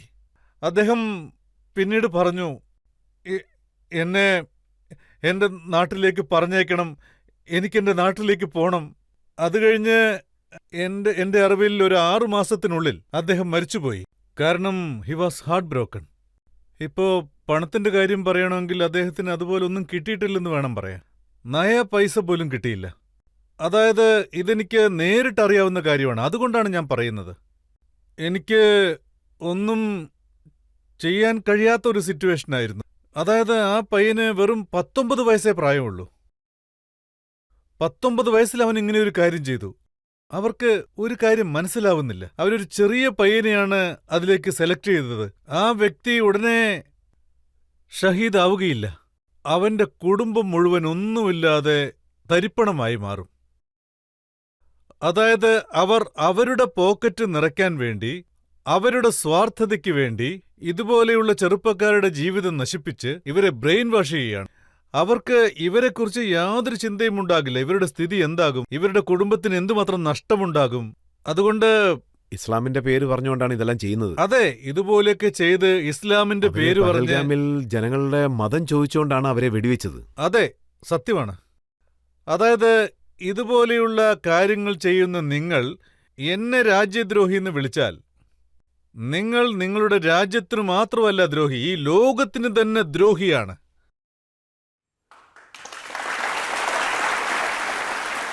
താങ്കളെക്കുറിച്ച് അവര് എന്തൊക്കെയാണ് പറയുന്നതെന്ന് വെച്ചാൽ, അദ്ദേഹം ഞങ്ങളുടെ ആർമിയിലുള്ളൊരു വ്യക്തിയാണ്. ഇന്ത്യയിൽ ചാരപ്രവർത്തനത്തിന് വേണ്ടിയാണ് അദ്ദേഹത്തെ അയച്ചിരിക്കുന്നത്.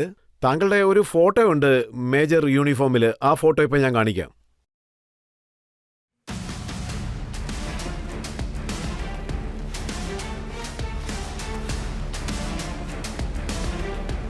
മീശയൊക്കെ വെച്ച് താങ്കൾ ഒരു മേജറിനെ പോലെ തന്നെയുണ്ട്. അതിലവർ എഴുതിയിരിക്കുന്നത്, മേജർ ഇന്ത്യയിൽ ഇരുന്നുകൊണ്ട് താങ്കൾ നന്നായി പ്രവർത്തിക്കുന്നുണ്ട്, തുടർന്ന് ഇതുപോലെ ഇൻഫർമേഷൻ അയക്കാനും പറയുന്നു. മിഷൻ മറക്കാൻ പാടില്ലല്ലോ. എന്ത് തോന്നുന്നു അത് ചെയ്യണം.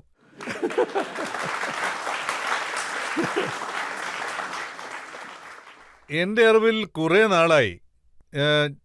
ജനറൽ സാബ്, അങ്ങയുടെ അഭിപ്രായമനുസരിച്ച് ഇപ്പൊ എനിക്ക് കുറച്ചെങ്കിലും സ്ഥാനക്കയറ്റം തന്നാൽ നന്നായിരിക്കും. കേണലെങ്കിലും ആകണമല്ലോ. തീർച്ചയായും ആകാം. താങ്കൾ ഫീൽഡ് മാർഷൽ ആകേണ്ട ആണോ സാർ? അതിന് ഞാനൊരു യുദ്ധത്തിൽ തോൽക്കേണ്ടി വരും. പക്ഷേ ഒരു യുദ്ധത്തിൽ തോറ്റതിന് ശേഷവും സ്ഥാനക്കയറ്റമൊക്കെ കിട്ടുന്നത് നമ്മൾ ആദ്യമായിട്ട് കാണുന്ന ഒരു കാര്യമാണല്ലേ? Only in Pakistan. I mean this is something that I cannot. അതായത് ഞാൻ മാത്രമല്ല, ഈ ലോകം മുഴുവൻ കാണുന്നുണ്ട്. ലോകം മുഴുവൻ കാണുന്നുണ്ട് അവർ ഇങ്ങനെയുള്ള കാര്യങ്ങൾ ചെയ്യുന്നുണ്ടെന്ന്. അങ്ങനെയുള്ളപ്പോ രാജ്യത്തിന് എന്ത് നന്മ അവർ ചെയ്യും? പോയി ഡ്രം സാറിനോടും പറയുന്നുണ്ട് ഞങ്ങളെ ഒന്ന് ലിഫ്റ്റ് ചെയ്യൂ എന്ന്. तेरी ऊंची शान मौला, मेरी अर्जी मान ले मौला, तू है सब कुछ जानने वाला, मैं हूँ तेरा मानने वाला, मुझको भी तो लिफ्ट करा दे, थोड़ी सी तो लिफ्ट करा दे, ऐसे वैसों को दिया है, ऐसे वैसों को दिया है, मुझको भी तो लिफ्ट करा दे, थोड़ी सी तो लिफ्ट करा दे.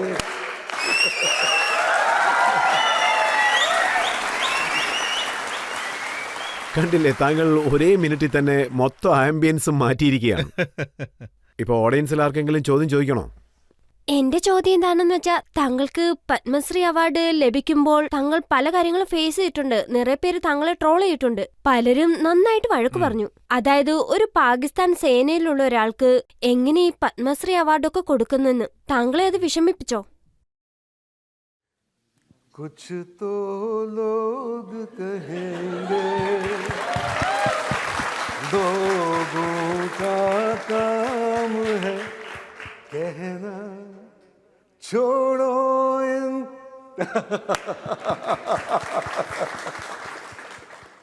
വായുണ്ടെങ്കിൽ എന്തും പറയാലോ. അതൊന്നും ഞാൻ ശ്രദ്ധിക്കാറില്ല, ഒന്നും കാര്യമാക്കാറില്ല. ഇപ്പോൾ നമുക്കൊരു ബ്രേക്ക് എടുക്കാം. ബ്രേക്കിന് ശേഷം ആപ്കി അദാലത്തിൽ അദ്നാൻ സാമിയോടുള്ള അടുത്ത ചോദ്യം നമ്മൾ ചോദിക്കുന്നതായിരിക്കും. താങ്കൾക്ക് പാട്ടിൽ എത്രത്തോളം പാഷൻ ഉണ്ടോ അതിൽ കൂടുതൽ ആഹാരത്തിൽ പാഷൻ ഉണ്ടെന്നാണ് കേട്ടത്. താങ്കൾ എത്രത്തോളം പാടിയിരിക്കുന്നുവോ അതിൽ കൂടുതൽ ആഹാരം കഴിച്ചിരിക്കുന്നു എന്ന് പറയുന്നു.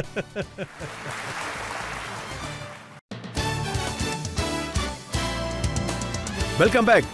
ആപ്കി അദാലത്തിൽ ഇന്നത്തെ നമ്മുടെ അതിഥി singer, composer, actor, performer Adnan സാമിയാണ്. ആപ്കി അദാലത്തിലെ അടുത്ത കുറ്റാരോപണം.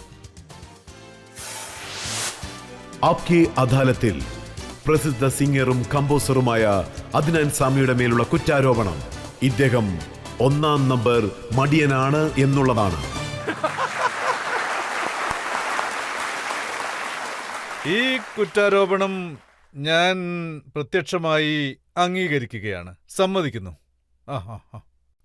ഇപ്പോ ഞാനൊരു മടിയനാണ്. ഞാൻ ഇപ്പോൾ എൻ്റെ ഒരു സ്പീഡിൽ, അതായത് വളരെ പതുക്കെയാണ് ഓരോ കാര്യങ്ങളും ചെയ്തുകൊണ്ടിരിക്കുന്നത്. അതാണ് എൻ്റെ സ്റ്റൈൽ. ഇവിടെ നോക്കുകയാണെങ്കിൽ 35 വർഷമായി താങ്കൾ പാട്ടുപാടുകയാണ്. ചിലർ പറയാറുണ്ട് 25 വർഷത്തിൽ ഞാൻ 5000 പാട്ടുപാടി, ചിലരാണെങ്കിൽ 6000 പാട്ടുപാടി എന്ന് പറയും. പക്ഷെ അദ്നാൻ സാമി 100 പാട്ടേ പാടിയുള്ളൂ. എന്തു പറ്റി, ഉറങ്ങിക്കൊണ്ടിരിക്കുകയാണ്? അതായത് ഞാൻ എപ്പോഴും മ്യൂസിക്കിനെ ഒരു ഫാക്ടറി പോലെ കണ്ടിട്ടില്ല. എന്നെ സംബന്ധിച്ചിടത്തോളം മ്യൂസിക് എന്നത് മറ്റുള്ളവർക്ക് പാഷനാണെന്ന് ഞാൻ പറയുന്നില്ല, പക്ഷേ ഇത് എനിക്ക് പാഷൻ തന്നെയാണ്. മ്യൂസിക് എന്നത് എൻ്റെ കാഴ്ചപ്പാടിൽ, അതായത് എൻ്റെ മനസ്സ് എന്തു പറയുന്നു അതുപോലെയാണ് ഞാൻ പ്രവർത്തിക്കാറുള്ളത്. ഞാൻ ഇത് ചെയ്യണമെന്ന് എൻ്റെ മനസ്സ് എപ്പോൾ പറയുന്നോ അതുപോലെ ഒരുപാട് പേരുണ്ട്, അവർ ഒരുപാട് ഗാനങ്ങൾ പാടിയിട്ടുണ്ട്. അത് യഥാർത്ഥത്തിൽ വളരെ വലിയൊരു കാര്യം തന്നെയാണ്. ഞാൻ അവരെ അഡ്മയർ ചെയ്യുന്നു. ഞാൻ വളരെ ഡിഫറൻ്റായ ഒരു വ്യക്തിയാണ്. പക്ഷേ ഞാൻ മനസ്സിലാക്കിയ ഒരു കാര്യം എന്താണെന്ന് വെച്ചാൽ താങ്കൾക്ക് പാട്ടിൽ എത്രത്തോളം പാഷനുണ്ടോ അതിലും കൂടുതലാണ് ആഹാരത്തിൽ നിന്നാണ്. താങ്കൾ എത്രത്തോളം പാട്ട് പാടിയിട്ടുണ്ടോ അത് കവച്ചു വെക്കുന്ന രീതിയിൽ ആഹാരവും കഴിക്കുന്നുണ്ട്. ഇതും വാസ്തവമാണ്. എൻ്റെ അടുക്കിലേക്ക് ഒരു വ്യക്തി വന്നു. അദ്ദേഹം കുക്ക് ചെയ്യാൻ വേണ്ടിയിട്ടാണ് വന്നത്. ഞാൻ അദ്ദേഹത്തോട് ചോദിച്ചു, നിങ്ങൾ എന്തെല്ലാം പാചകം ചെയ്യുമെന്ന്. അദ്ദേഹം എന്നോട് വളരെ ഗൗരവത്തിൽ പറഞ്ഞു, ഞാൻ ഇതെല്ലാം ഉണ്ടാക്കുന്നു. എന്നിട്ട് മെനു കാണിച്ചു. ഞാൻ അദ്ദേഹത്തോട് ചോദിച്ചു, നിങ്ങൾ സിന്ധി ഫുഡൊക്കെ പാചകം ചെയ്യുമെന്ന്. ഉണ്ടാക്കും സാർ, നന്നായി ഉണ്ടാക്കുമെന്ന് പറഞ്ഞു. എനിക്കപ്പോൾ രാജേഷ് ഖന്ന സാറിനെ ഓർമ്മ വന്നത്. ശരിക്കും അദ്ദേഹത്തെ കാണാൻ അതുപോലെയായിരുന്നു. ഞാൻ ഉടനെ അദ്ദേഹത്തോട് പറഞ്ഞു, നിങ്ങളൊരു കാര്യം ചെയ്യൂ, സിന്ധി ബിരിയാണി ഉണ്ടാക്കാൻ പറഞ്ഞു. എന്നിട്ട് ഞാൻ നേരെ റെക്കോർഡിങ്ങിന് പോയി. റെക്കോർഡിംഗ് കഴിഞ്ഞ് ഞാൻ നേരെ സിന്ധി ബിരിയാണി കഴിക്കണമെന്ന ആഗ്രഹത്തോടെ നേരെ വീട്ടിലേക്ക് വന്നു. അന്ന് ഞാൻ അവിടെ പോയി ഇരുന്നതും അദ്ദേഹം ബിരിയാണി എടുത്തുകൊണ്ട് വന്നു. അതിൽ കാലും ഇല്ലായിരുന്നു, തലയും ഇല്ലായിരുന്നു, ഒന്നുമില്ലെന്ന് പറയാം. സിന്ധി ബിരിയാണി അതുമായിട്ട് ഒരു ബന്ധവുമില്ല. ഞാൻ ഉടനെ അങ്ങനെ വിളിച്ചു, ഇങ്ങോട്ട് വന്നേ, ഇതെന്താ ഇത്? ഇത് സിന്ധി ബിരിയാണിയാണ് സാർ. അന്ന് ശരിക്കും എന്റെ വെയിറ്റ് 230 കിലോ ആയിരുന്നു. അത്ര വെയിറ്റ് വേണം. तो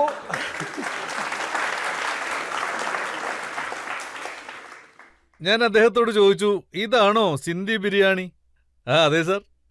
എന്നെ നീ ഒന്ന് നന്നായിട്ട് നോക്കിയേ. ഞാൻ അങ്ങനെ പറഞ്ഞപ്പോൾ അങ്ങേർക്ക് ടെൻഷനായി. ആൾക്ക് മനസ്സിലായി എന്തോ ശരിയല്ലെന്ന്. ഞാൻ അദ്ദേഹത്തോട് പറഞ്ഞു എന്നെ ഒന്ന് സൂക്ഷിച്ചു നോക്കാൻ. എൻ്റെ ഈ വെയിറ്റ് കണ്ടില്ലേ നിങ്ങൾ? ഇത് കഴിച്ചാണ് ഉണ്ടായത്. ഇത് ഡയറ്റിലുണ്ടായതല്ല. നിങ്ങൾക്ക് മറ്റുള്ളവരെ പറ്റിക്കാം, പക്ഷെ എന്നെ പറ്റിക്കാനാവില്ല. ആളുടനെ എനിക്ക് ബിരിയാണി ഉണ്ടാക്കാൻ അറിയില്ല സാറെന്ന് പറഞ്ഞു. താങ്കളുടെ ആ 230 കിലോ വെയിറ്റ് താങ്കൾ ആഹാരം കഴിച്ചതുകൊണ്ട് സംഭവിച്ചതാണോ അതോ ശരീരം അങ്ങനെ ആയതുകൊണ്ട് താങ്കൾ ആഹാരം കഴിച്ചതാണോ? പലരും എന്നോട് ചോദിക്കാറുണ്ട്, അതായത് ചില സമയത്ത് സർക്കാസ്റ്റിക്കലി, നിങ്ങളുടെ ഹെൽത്തിന്റെ രഹസ്യം എന്താണെന്ന് ചോദിക്കും. ഞാൻ വയറ് നിറച്ച് കഴിക്കുമെന്ന് പറയും. അതെനിക്ക് ഇഷ്ടമാണെന്ന് പറയും. അത് ഞാൻ എല്ലാവരോടും അഭിമാനത്തോടെയാ പറയാറ്. പക്ഷെ സത്യം എന്താന്ന് വെച്ചാൽ, അതായത് എനിക്ക് ഭക്ഷണം എന്ന് വെച്ചാൽ ജീവനാന്നേ ഞാൻ പറയൂ. എൻ്റെ വെയിറ്റും കൂടി വന്നു. ഇടയ്ക്കിടയ്ക്ക് ഫാമിലി ടെൻഡൻസി ഉണ്ടാകും. അതായത് എൻ്റെ അമ്മ എന്നോട് ഇടയ്ക്കിടെ പഞ്ചാബിയിൽ പറയും, साढ़े आस्ते ते पाड़ी भी क्यों है? അതായത് അതാണ് സത്യം. ഞാൻ കുറച്ച് കഴിച്ചാൽ പോലും എൻ്റെ വെയിറ്റ് കൂടും, എന്തായാലും കൂടും. പക്ഷേ ചിലർക്കൊന്നും എത്ര കഴിച്ചാലും വെയിറ്റ് കൂടില്ല. അപ്പോൾ താങ്കളുടെ മടിക്കുള്ള കാരണം താങ്കൾ മടിയനായതുകൊണ്ട് വണ്ണം വെച്ചതാണോ അതോ വണ്ണം ഉള്ളതുകൊണ്ട് മടിയനായതാണോ? രണ്ടും. ആക്ച്വലി പറയുകയാണെങ്കിൽ ജോക്സ് എപ്പാർട്ട്, എനിക്ക് അതായത് 230 കിലോ ഭാരമുണ്ടായത്, അതായത് യഥാർത്ഥത്തിൽ അത് ശരിക്കും സീരിയസ് ആയ ഒരു സ്റ്റേജിൽ ഞാൻ എത്തിയെന്ന് പറയാം. അതാണ് ശരി. ആ സമയത്ത് എൻ്റെ അച്ഛൻ, അദ്ദേഹം ഒരു ക്യാൻസർ പേഷ്യൻ്റായിരുന്നു. അദ്ദേഹം അവസാന ഘട്ടത്തിൽ എത്തി നിൽക്കുന്ന ഒരു പേഷ്യൻ്റായിരുന്നു. അന്ന് ഞങ്ങൾ ലണ്ടനിലായിരുന്നു. ഞാൻ അച്ഛനോട് പറഞ്ഞു, അതായത് ഞങ്ങളൊക്കെ ഇവിടെ ഉണ്ടല്ലോ, ചെക്കപ്പ് ചെയ്യൂ എന്ന്. അങ്ങനെ ചെക്കപ്പ് നടത്തുകയുണ്ടായി, ഓപ്പറേഷനും നടത്തുകയുണ്ടായി. അതായത് ഇതിനുള്ള ചികിത്സ ക്രോംവെൽ ഹോസ്പിറ്റലിൽ. അവിടെ ചെക്കപ്പ് ചെയ്യാൻ പറഞ്ഞപ്പോൾ അദ്ദേഹം ഒരു കണ്ടീഷൻ പറഞ്ഞു. അതായത് അദ്ദേഹം പറഞ്ഞത്, നീ ചെക്കപ്പ് ചെയ്താലേ ഞാൻ ചെയ്യൂന്ന്. അപ്പോ അദ്ദേഹത്തിന് വേണ്ടി ഞാൻ ചെയ്യാമെന്ന് പറഞ്ഞു, സമ്മതിച്ചു. ഞാൻ ചെക്കപ്പ് ചെയ്യുന്ന സമയത്ത് ശരിക്കും പറഞ്ഞാൽ റിസൾട്ട് വന്നു. അവിടെയുള്ള ഡോക്ടേഴ്സൊക്കെ വന്ന് എന്താ പറയുക, സ്നേഹത്തോടെയും ഇഷ്ടത്തോടെയും അല്ല ഒന്നും പറഞ്ഞത്, മുഖത്തടിച്ച പോലെയാ പറഞ്ഞത്. നമ്മളോട് വളരെ ലളിതമായി സോഫ്റ്റായി പറയാനൊന്നും അവർ നിൽക്കില്ല. അങ്ങനെയല്ല അവിടുത്തെ രീതികൾ. അവരൊന്നും തന്നെ മറയ്ക്കാൻ ആഗ്രഹിക്കുന്നില്ല. പക്ഷേ നമ്മുടെ ഡോക്ടർമാരെ നോക്കുകയാണെങ്കിൽ ക്ഷമയോട് പറയും, വളരെ സമയത്തിന് ശേഷമേ ക്യാൻസർ എന്നുള്ള കാര്യം പോലും പറയും. സത്യമാണ്. പക്ഷെ അവിടെയുള്ള ഡോക്ടർമാർ പെട്ടെന്ന് തന്നെ പറയും. അതെ, അവര് പറയും നിങ്ങളിപ്പോ കുറച്ച് ഹെൽത്തി ആയിട്ടുണ്ടെന്ന്. ഞങ്ങളിങ്ങനെ പറഞ്ഞുകൊണ്ട് നിങ്ങൾ ഫീൽ ചെയ്യൊന്നുമില്ലല്ലോ. അവരിങ്ങനെ നമ്മളോട് പറയൂ. അതായത് സ്നേഹത്തോടെയും വാത്സല്യത്തോടെയും.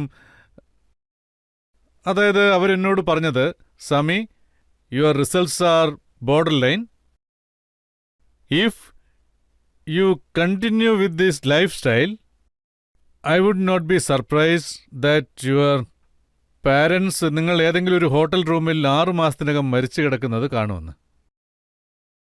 ഇത് കേട്ടപ്പോൾ എനിക്ക് വല്ലാത്ത ദേഷ്യം വന്നു. ഇത് ശരിക്കും അവർ എൻ്റെ അച്ഛൻ്റെയും അമ്മയുടെയും എല്ലാവരുടെയും മുമ്പിൽ വെച്ചാണ് പറഞ്ഞത്. സോ ഞങ്ങൾ അവിടുന്ന് ഇറങ്ങിയതിനു ശേഷം ഞാൻ അച്ഛനോട് പറഞ്ഞു, ഡോക്ടേഴ്സൊക്കെ വളരെ മെലോ ഡ്രാമാറ്റിക് ആയിട്ടാണ് സംസാരിക്കുന്നത്, അതൊന്നും നിങ്ങൾ കാര്യമാക്കണ്ടെന്ന് പറഞ്ഞു. അതായത് ഞാൻ ക്രോംവെല്ലിൽ നിന്ന് പോയതിനു ശേഷം നേരെ, അപ്പോൾ ഈവനിങ് സമയമായിരുന്നു, നേരെ ചെന്ന് ഒരു ബേക്കറിക്കകത്തേക്ക് കയറി. അതിനകത്ത് ചെന്ന് ഞാൻ പാതി ബേക്കറി കാലിയാക്കിയെന്ന് പറയാം. എൻ്റെ അച്ഛനാണെങ്കിൽ എന്നെ തുറിച്ചു നോക്കിക്കൊണ്ടേയിരുന്നു. അദ്ദേഹം ശരിക്കും വളരെ ദേഷ്യത്തിലായിരുന്നു. നിനക്ക് മരണത്തെ ഒട്ടും ഭയമില്ലേ? ഞാൻ ചോദിച്ചു, എന്തു പറ്റി? ഇപ്പോൾ ഡോക്ടർ പറഞ്ഞതൊക്കെ നീ മറന്നോ? അവർക്കെന്തും പറയല്ല. അവർ മെലോ ഡ്രാമാറ്റിക് ആയിട്ട് പലതും പറയും. നമ്മളതൊന്നും കാര്യമാക്കരുത്. അങ്ങനെ എനിക്കൊന്നും ഇല്ലച്ചാന്ന് പറഞ്ഞു. നീ എന്താ മനസ്സിലാക്കാത്തെ? നിനക്കൊരു കുഴപ്പമില്ലെന്നാണോ പറഞ്ഞു വരുന്നത്? അത് കഴിഞ്ഞ് വൈകുന്നേരം ഞാനും അച്ഛനും ഒരുമിച്ചിരിക്കുന്ന സമയത്ത് അദ്ദേഹം പറഞ്ഞു, മോനെ, ഞാൻ നിന്റെ അച്ഛനാണ്.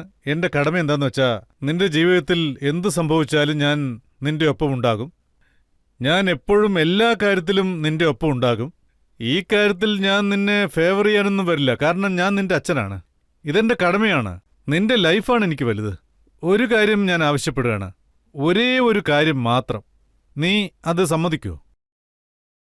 അതെന്തെന്ന് വെച്ചാ, അതായത് ഒരച്ഛൻ സ്വന്തം മകന് അന്ത്യകർമ്മങ്ങൾ ചെയ്യരുത്. എന്നെക്കൊണ്ടത് ചെയ്യിക്കരുത്. നീയാണ് എനിക്ക് വേണ്ടി അത് ചെയ്യേണ്ടത്. എനിക്ക് അത് ചെയ്യാൻ കഴിയില്ല. ദയവേത് എന്നെക്കൊണ്ടത് ചെയ്യിക്കരുത്. നിനക്ക് വേണ്ടി ഞാൻ എന്തു വേണമെങ്കിലും ചെയ്യും, പക്ഷെ ഇത് മാത്രം ചെയ്യില്ല. അദ്ദേഹത്തിന്റെ കണ്ണ് നിറഞ്ഞൊഴുകിയിരുന്നു. അന്നത്തെ ആ ഒരു മോമെന്റിൽ, ആ ഒരു സമയത്ത് ഞാൻ അദ്ദേഹത്തിനൊരു വാക്കു കൊടുത്തു. അച്ഛാ, ഞാനൊരു കാര്യം പറയാണ്. അച്ഛന് ദീർഘായുസ് കിട്ടട്ടെ. അച്ഛനെക്കൊണ്ട് ഞാൻ ഒരിക്കലും അത് ചെയ്യിക്കില്ല. ഇന്ന് ഞാൻ അച്ഛന് വാക്ക് തരാണ്. എന്റെ വെയിറ്റ് ഞാൻ തീർച്ചയായും കുറയ്ക്കാമെന്ന്. അതിനുശേഷം ഞാൻ കുറഞ്ഞതൊരു 120 കിലോ കുറച്ചു. ഒരു ഫോട്ടോ, ഞങ്ങളുടെ പക്കലൊരു ഫോട്ടോ ഉണ്ട്.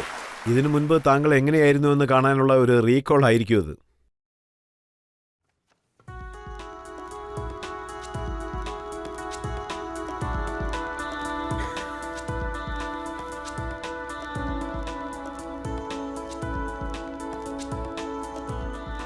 ഇത്രത്തോളം വണ്ണമുള്ള സമയത്ത് താങ്കൾ ഡ്രസ്സൊക്കെ എങ്ങനെയാണ് തയ്ക്കുന്നത്? ടൈലർ എങ്ങനെയാണ് അളവൊക്കെ എടുക്കുന്നത്? എന്റെ ഷോൾഡർ കൊണ്ട്. അതൊരു രസകരമായ കഥയാണ്. മുൻപൊക്കെ ഒരേ ഒരു ടൈലർ മാത്രമാണ് വന്നിരുന്നത്.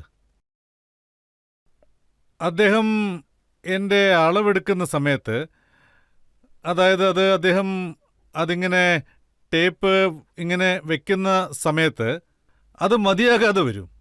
അതിനുവേണ്ടി അദ്ദേഹം കൂടെ ഒരു അസിസ്റ്റന്റിനെയും കൊണ്ടുവരും. അയാൾ എവിടെയാണോ അവസാനിച്ചത് അവിടുന്ന് അങ്ങനെ അളക്കാനായി ഇത് ചുറ്റിങ്ങനെ വരും.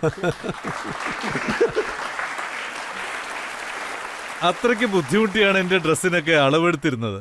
അതോടുകൂടി അവർ നിർത്തില്ല. വേറൊരു കാര്യം കൂടി പറയും, സാർ, നിങ്ങൾ കുറച്ച് വണ്ണം കുറഞ്ഞിട്ടുണ്ട്. ഇങ്ങനെയൊക്കെയാണ് എനിക്ക് അളവെടുക്കാറ്. അതായത് ആ സമയത്ത് എന്റെ വേസ്റ്റിന്റെ അളവ് എത്രയാന്ന് വെച്ചാ, അതായത് ഏകദേശം മാക്സിമം 81 കൈയടിക്കും. So 81 waist, 220 kilo weight. അപ്പോ കിടക്കാൻ വേണ്ടി ബെഡ് പ്രത്യേകമായിട്ട് നിർമ്മിച്ചതായിരിക്കും. അതായത് അതിനെക്കുറിച്ച് നിങ്ങൾക്ക് അറിയാഞ്ഞിട്ടാണ്. അതായത് വർഷങ്ങളോളം, പല വർഷങ്ങൾ എനിക്ക് സമാധാനത്തോടെ നേരെ നിവർന്ന് കിടക്കാൻ കഴിയില്ല. കാരണം എന്റെ വെയിറ്റ് എത്ര കൂടുതലായിരുന്നോ, ഞാൻ കിടക്കുന്ന സമയത്ത് ഇവിടെ ഫാറ്റ് ഉണ്ടാവും. അതെന്റെ ലങ്സിനെ ഗ്രാവിറ്റി കൊണ്ട് ഇങ്ങനെ അമർത്താൻ തുടങ്ങും. എനിക്ക് നേരെ ശ്വാസം വിടാൻ കഴിയില്ല. അതുകൊണ്ട് ഞാൻ എപ്പോഴും ഇരുന്നാണ് ഉറങ്ങിയിരുന്നത് വർഷങ്ങളോളം. അത് കാരണം പല കോംപ്ലിക്കേഷൻസും ഉണ്ടായിരുന്നു. പിന്നെ എനിക്ക് കുറെ നാൾ കഴിഞ്ഞപ്പോ വാട്ടർ റിഡക്ഷൻ ഉണ്ടായിരുന്നു. ചിലപ്പോഴൊക്കെ ഞാൻ ഫ്ലൈറ്റിൽ വളരെ ലോങ് ജേർണി ചെയ്യുന്ന സമയത്ത് എന്റെ അവസ്ഥ എങ്ങനെയാണെന്ന് വെച്ചാൽ, എന്റെ കാലുകളിൽ വെള്ളം ഇങ്ങനെ കെട്ടി നിൽക്കുന്ന പോലെ തോന്നും. എനിക്ക് എത്രത്തോളം വാട്ടർ റിഡക്ഷൻ ഉണ്ടായിരുന്നുവെന്ന് വെച്ചാൽ, അതായത് ആ സമയത്ത് എനിക്ക് ലിംഫോഡിമ ഉണ്ടായി. വളരെ ബുദ്ധിമുട്ട് അനുഭവിച്ചു. താങ്കൾ നിറയെ ഷോസ് ഒക്കെ ചെയ്തിട്ടില്ല. അപ്പോൾ അങ്ങനെ ഷോ ചെയ്യുന്ന സമയത്ത് വണ്ടിയിൽ കയറണം, ഇറങ്ങണം, അങ്ങനെയുള്ള കാര്യങ്ങളൊക്കെ ചെയ്യണ്ടേ? അത് ഞാൻ അതിനെക്കുറിച്ച് വളരെ ഡീറ്റെയിൽ ആയി പറഞ്ഞുതരാം. ഇത് ഞാൻ പബ്ലിക്കിൽ നിന്നും എല്ലാം മറച്ചു വച്ചിരുന്നു. അതായത് എൻ്റെ അവസ്ഥ ആ സമയത്ത് എങ്ങനെയായിരുന്നു എന്ന് വെച്ചാൽ, അതായത് ഞാനൊരു 2 സ്റ്റെപ്പ് എടുത്ത് മുന്നോട്ട് വെച്ചാൽ ആ സമയത്ത് അപ്പം തന്നെ എനിക്ക് ശ്വാസതടസ്സം അനുഭവപ്പെടാൻ തുടങ്ങും. ചിലപ്പോഴൊക്കെ ഞാൻ സ്റ്റേജിൽ പോകുന്ന സമയത്ത് സ്റ്റേജിൽ പോയി നിൽക്കണമെങ്കിൽ, അതായത് അവിടെ എത്തിയതും എനിക്കൊരു 5 മിനിറ്റ് ഇരുന്നേ പറ്റൂ, എന്റെ ശ്വാസം ഒന്ന് നേരെ എടുക്കാൻ വേണ്ടി. എന്നിട്ടേ ഞാൻ സ്റ്റേജിൽ കയറുകയുള്ളൂ. ഞാൻ സ്റ്റേജിൽ നിന്ന് ഇറങ്ങുന്ന സമയത്ത് അടുത്ത ഒരു 15 മിനിറ്റ് എനിക്ക് ഒന്നും നേരെ സംസാരിക്കാൻ തന്നെ കഴിയില്ല. എനിക്ക് ശ്വാസം മുട്ടൽ വളരെയേറെ അനുഭവപ്പെടും. എനിക്ക് ഒന്നും സംസാരിക്കാൻ കഴിയില്ല. എന്നെ ഏറെ ബുദ്ധിമുട്ടിച്ച സമയമായിരുന്നു അത്. വളരെ ബുദ്ധിമുട്ടി. പക്ഷേ ഞാൻ പ്രോജക്റ്റ് ചെയ്യുന്നത് എങ്ങനെയാണെന്ന് വെച്ചാൽ ഞാൻ വളരെ എൻജോയ് ചെയ്യുന്ന പോലെ, ലൈഫിൽ എനിക്കൊരു പ്രശ്നവും ഇല്ല, ഹാപ്പി ഗോ ലക്കി എന്ന പോലെ. താങ്കൾ പാടിക്കൊണ്ടേ പിയാനോ വായിക്കുന്ന സമയത്ത് ഒരു ബുദ്ധിമുട്ടും ഉള്ളതായിട്ട് ഞങ്ങൾക്ക് അതാണ് തോന്നിയിട്ടില്ല. സത്യം. പക്ഷേ ഇത് പുറത്ത് ആർക്കും തന്നെ അറിയില്ല. അതായത് സർക്കസിലൊക്കെ നടക്കില്ലേ, അതുപോലെ. കർട്ടന് പുറകിൽ നടക്കുന്നത് ആർക്കും അറിയില്ലല്ലോ, അതുപോലെ. പക്ഷേ ഇതാണ് യാഥാർത്ഥ്യം. പിന്നെ എനിക്ക് വേറൊരു വഴിയുമില്ലായിരുന്നു. എൻ്റെ വെയിറ്റ് എനിക്ക് വളരെ ബുദ്ധിമുട്ടി കുറയ്ക്കേണ്ടി വന്നു. ഇദ്ദേഹത്തിനോട് അദ്ദേഹത്തിന്റെ ബോഡി വെയിറ്റിനെ കുറിച്ച് ആർക്കെങ്കിലും എന്തെങ്കിലും സംസാരിക്കാനുണ്ടോ? സാർ, സോഷ്യൽ മീഡിയയിൽ ഒരുപാട് വീഡിയോസ് വൈറലായിട്ടുണ്ട്. വെയിറ്റ് ലോസ് ചെയ്യാൻ വേണ്ടി സാർ ഒരുപാട് സർജറീസ് ഒക്കെ ചെയ്തിട്ടുണ്ടെന്നാണ് പറയുന്നത്. ഇതൊക്കെ ശരിയാണോ സാർ? അവർ പറയുന്നത് ബെരിയാട്രിക് സത്യമാണോ? പോലെ ലിപ്പോസെഷൻ പോലെ അന്നെങ്ങനെ എന്തെങ്കിലും? അതെ, നിങ്ങൾ പറഞ്ഞത് വളരെ ശരിയാണ്. ഇതിനെക്കുറിച്ച് ഒരുപാട് ചർച്ചകൾ നടന്നിട്ടുണ്ട്. ജനങ്ങൾ അവർക്ക് തോന്നുന്നതൊക്കെ പറഞ്ഞിട്ടുണ്ട്. ചിലർ പറഞ്ഞു അദ്ദേഹം ബൈറിയാട്രിക് സർജറി ചെയ്തിരിക്കുകയാണ്. മറ്റു ചിലർ പറഞ്ഞു അദ്ദേഹം ലൈഫോ സെക്ഷൻ ചെയ്തിരിക്കുകയാണെന്ന്. പക്ഷേ ഇവിടെയുള്ളവർക്ക് ഈ ലൈഫോ സെക്ഷൻ എന്ന് വെച്ചാൽ എന്താണെന്നറിയോ? ലൈഫോ സെക്ഷൻ എന്ന് വെച്ചാൽ അതായത് ഒരുപക്ഷെ നിങ്ങൾ ബേസിക്കലി സ്ലിം ആണെങ്കിൽ നിങ്ങൾക്ക്, അതായത് എനിക്ക് ഈ ഒരു ഭാഗത്ത് മാത്രം സ്പോട്ട് ഡിഡക്ഷൻ അതെ, രീതിയിൽ പോലെ. അതുപോലെ തന്നെ. അതെങ്ങനെയാന്ന് വെച്ചാ സൂചി അകത്ത് കയറ്റി ഒറ്റയടിക്ക് വലിച്ചെടുക്കലാണ്. മനസ്സിലായോ? പക്ഷേ എനിക്ക് 230 കിലോ ഉണ്ടായിരുന്നു. എനിക്ക് വാക്യൂം ക്ലീനറാണ് ആവശ്യം വന്നത്. അതുകൊണ്ടാണ് ഉള്ളിലുള്ളത് വലിച്ചെടുക്കേണ്ടത്. അതായത് ലൈഫോ സെക്ഷൻ എന്നത് ഞാൻ ചാൻസേ ഇല്ല, ചെയ്തിട്ടില്ല. പാരിയാട്രിക് സർജറിയും ഞാൻ ചെയ്തിട്ടില്ല. അതായത് എനിക്ക് ഒരു നല്ല ഒരു ന്യൂട്രീഷൻ ഉണ്ടായിരുന്നു. അദ്ദേഹം എനിക്ക് വേണ്ട നിർദ്ദേശങ്ങൾ തരുമായിരുന്നു. അദ്ദേഹം ഹൂസ്റ്റണിലായിരുന്നു. ആ ന്യൂട്രീഷൻ എനിക്ക് വളരെ കൃത്യമായൊരു ഡയറ്റിംഗ് ചാർട്ട് റെഡിയാക്കി തന്നിട്ടുണ്ടായിരുന്നു. അതൊരു ഹൈ പ്രോട്ടീൻ ഡയറ്റായിരുന്നു. No bread, no rice, no sugar, no oil, no alcohol, അങ്ങനെയുള്ള ഒരു ഹൈ പ്രോട്ടീൻ ഡയറ്റ്. അത് ഞാൻ ഫോളോ ചെയ്യാൻ തുടങ്ങി. അതിനുശേഷം കുറേശ്ശെയായി എൻ്റെ വെയിറ്റ് കുറയാൻ തുടങ്ങി. ആ സെഷൻ എനിക്ക് ഇപ്പോഴും നല്ല ഓർമ്മയുണ്ട്. അതിൻ്റെ തുടക്കത്തിൽ എനിക്ക് നല്ല ഓർമ്മയുണ്ട്. തുടക്കത്തിൽ നമ്മുടെ വെയിറ്റ് വെള്ളത്തിലാണ് കുറയാൻ തുടങ്ങുന്നത്. ബോഡിയിൽ നിന്ന് ധാരാളം ജലം പുറത്തേക്ക് പോകും. അത് നമുക്കൊരു എൻകറേജ്മെന്റ് ആയിരിക്കും. തുടങ്ങിയ 2 മാസം കൊണ്ട് 20 കിലോ ഞാൻ കുറഞ്ഞു. ഞാൻ അതിൽ വളരെ സന്തോഷിച്ചു. അങ്ങനെയിരിക്കെ ഞാൻ ഒരു ദിവസം ഹ്യൂസ്റ്റണിൽ ഒരു ഷോപ്പിംഗ് മാളിൽ ചെന്നപ്പോൾ ഒരു ടീഷർട്ട് കണ്ടു. അത് XL ആയിരുന്നു. ആ സമയത്ത് എൻ്റെ വെയിറ്റ് 9XL ആയിരുന്നു. എനിക്ക് ചെറിയ കാര്യങ്ങളൊന്നും തീരെ ഇഷ്ടമല്ല. അപ്പം ഞാൻ 9XL ആയിരുന്നു. അവിടെ ഒരു ടീഷർട്ട് കണ്ടപ്പോൾ അതെനിക്ക് വളരെയേറെ ഇഷ്ടപ്പെട്ടു. അത് XL ആയിരുന്നു. ഞാൻ അത് കുറേ നേരം നോക്കിക്കൊണ്ടിരുന്നു. അപ്പോൾ എൻ്റെ അമ്മയും ഉണ്ടായിരുന്നു എൻ്റെ കൂടെ. അത് കണ്ടിട്ട് എൻ്റെ അമ്മ പറഞ്ഞു, ഇത് കൊള്ളാമെന്ന്. ഇത് ആർക്കാ? അപ്പം ഞാൻ പറഞ്ഞു, അമ്മ ഇത് എനിക്കാ. മോനെ, നീ നിന്റെ വെയിറ്റ് കുറയ്ക്കുന്നുണ്ടെന്ന് എനിക്കറിയാം. പക്ഷെ ഇപ്പോൾ ഈ ടീഷർട്ടിൽ നിന്റെ ശരീരം പോയിട്ട് കൈ പോലും അകത്ത് കയറില്ല എന്ന് പറഞ്ഞു. അപ്പോൾ ഞാൻ അമ്മയോട് പറഞ്ഞു, അമ്മേ, ഞാനിപ്പോൾ ഈ ടീഷർട്ട് വാങ്ങാൻ പോവാണ്. ഈ ടീഷർട്ട് വാങ്ങി ഞാൻ സൂക്ഷിച്ചു വെക്കാൻ പോവാണ്. എന്നിട്ട് ഈ ടീഷർട്ടിൻ്റെ സൈസിലെത്തുമ്പോൾ ഞാൻ ഈ ടീഷർട്ട് ഇടും. എന്നിട്ട് ഞാൻ ആ ടീഷർട്ട് വാങ്ങി. എൻ്റെ അമ്മ വിചാരിച്ചു കാണും, ഇവനെന്താ ഇത്ര വാശി കാണിക്കുന്നതെന്ന്. കാരണം അതിനു മുമ്പ് ഞാൻ ഡയറ്റൊക്കെ തുടങ്ങി പാതിയിൽ നിർത്തിയിട്ടുണ്ട്. കാരണം അപ്പോൾ ഒന്നും പ്രയോജനം ഉണ്ടായിരുന്നില്ല. അതായത് യഥാർത്ഥത്തിൽ എന്താണ് സംഭവിച്ചതെന്ന് വെച്ചാൽ, എനിക്ക് എൻ്റെ വെയിറ്റ് എപ്പോൾ കുറഞ്ഞുവെന്ന് ബോധ്യപ്പെട്ടുവോ, എൻ്റെ സൈസ് കുറയുമ്പോൾ എനിക്ക് ഈ ടീഷർട്ട് ഇടാൻ കഴിയും. അതെനിക്ക് രാത്രി 2 മണിക്കും 3 മണിക്കും ഒക്കെ അങ്ങനെ തോന്നും. എന്നിട്ട് അത് ഇട്ട് നോക്കിയിട്ട് ഇല്ല ഇനിയും കുറഞ്ഞിട്ടില്ല, ഇനിയും കുറഞ്ഞിട്ടില്ല, ഇനിയും ട്രൈ ചെയ്യണം. അതിനുശേഷം കുറേ ദിവസം കഴിഞ്ഞ് ഞാൻ ആ ടീഷർട്ട് ഒന്ന് ഇട്ട് നോക്കിയപ്പോൾ അതെനിക്ക് വളരെ പെർഫെക്റ്റ് ആയിരുന്നു. അതായത് അപ്പോൾ ഒരു രാത്രി 3 മണി സമയമാണ്. ഉടനെ തന്നെ ഞാൻ എൻ്റെ അച്ഛന് ഫോൺ ചെയ്തു. വളരെ ഉച്ചത്തിലാണ് ഞാൻ സംസാരിച്ചത്. അച്ഛൻ പേടിച്ച് ശരിക്കും എന്നോട്, എന്താ മോനെ, എന്താ പറ്റിയെന്ന് ചോദിച്ചു. അച്ഛാ, ഞാനൊരു ടീഷർട്ട് വാങ്ങിച്ചിരുന്നില്ല, അതെനിക്ക് പാകമായി എന്ന് പറഞ്ഞു. ഞാൻ അദ്ദേഹം പറഞ്ഞു, കൺഗ്രാറ്റ്സ് എന്ന്. ഞാൻ അച്ഛനോട് ഉടനെ മറ്റൊരു കാര്യം കൂടി പറഞ്ഞു. എൻ്റെ ഈ കൈയുണ്ടല്ലോ, എൻ്റെ ഈ കൈയിലെ ഞരമ്പുകൾ, ഇതിനു മുമ്പ് അതൊന്നും തീരെ കാണില്ലായിരുന്നു. ബണ്ണ് പോലെ ഉണ്ടാവും. അപ്പോ എനിക്ക് എന്റെ ഞരമ്പുകളും കാണാമെന്ന് പറഞ്ഞു. അപ്പൊ അദ്ദേഹം പറഞ്ഞു സൂപ്പർ സൂപ്പർ വെരി ഗുഡ് എന്ന്. ഐ എം വെരി ഹാപ്പി എന്ന്. അങ്ങനെയാണ് ഞാൻ എന്റെ വെയിറ്റ് കുറച്ചത്. വളരെ ബുദ്ധിമുട്ടിയാണ് കുറച്ചത്. There is no shortcut to life, you know. ആരൊക്കെ ബോഡി വെയിറ്റ് കുറയ്ക്കാൻ ആഗ്രഹിക്കുന്നോ അവരെല്ലാം മനസ്സിലാക്കേണ്ട ഒരു കാര്യമാണിത്. ഷോർട്ട് കട്ട് എന്നൊന്നില്ല. നമ്മൾ എത്രത്തോളം നാച്ചുറലായിട്ട് കുറയ്ക്കാൻ ശ്രമിക്കുന്നോ അത്രത്തോളം നല്ലതാണ് നമുക്ക്. അതെ, തീർച്ചയായും ഉണ്ട്. ഇപ്പോൾ ഒരു ബ്രേക്ക് എടുക്കാം. ബ്രേക്കിന് ശേഷം ആപ്കി അദാലത്തിൽ അദ്നാൻ സാമിയോടുള്ള ചോദ്യങ്ങൾ തുടരുന്നതായിരിക്കും. भर दो झोली मेरी या मोहम्मद, लौट कर मैं न जाऊंगा खाली. भर दो झोली मेरी या मोहम्मद, लौट कर मैं न जाऊंगा खाली. Welcome back. ആപ്കി അദാലത്തിൽ ഇന്നത്തെ നമ്മുടെ അതിഥി അദ്നാൻ സാമി. അദ്ദേഹം ഒരു സിംഗറാണ്, കമ്പോസറാണ്, ആക്ടറാണ്. ഇദ്ദേഹത്തിന്റെ സ്റ്റേജ് ഷോസ് എല്ലാം വളരെ പ്രസിദ്ധമായ ഒന്നാണ്. ആപ്കി അദാലത്തിലെ അടുത്ത കുറ്റാരോപണം. ആപ്കി അദാലത്തിൽ പ്രസിദ്ധ കമ്പോസറും സിംഗറുമായ അദ്നാൻ സാമിയുടെ മേലുള്ള കുറ്റാരോപണം ഇദ്ദേഹം റോമിയോ നമ്പർ 1 ആണ് എന്നുള്ളതാണ്.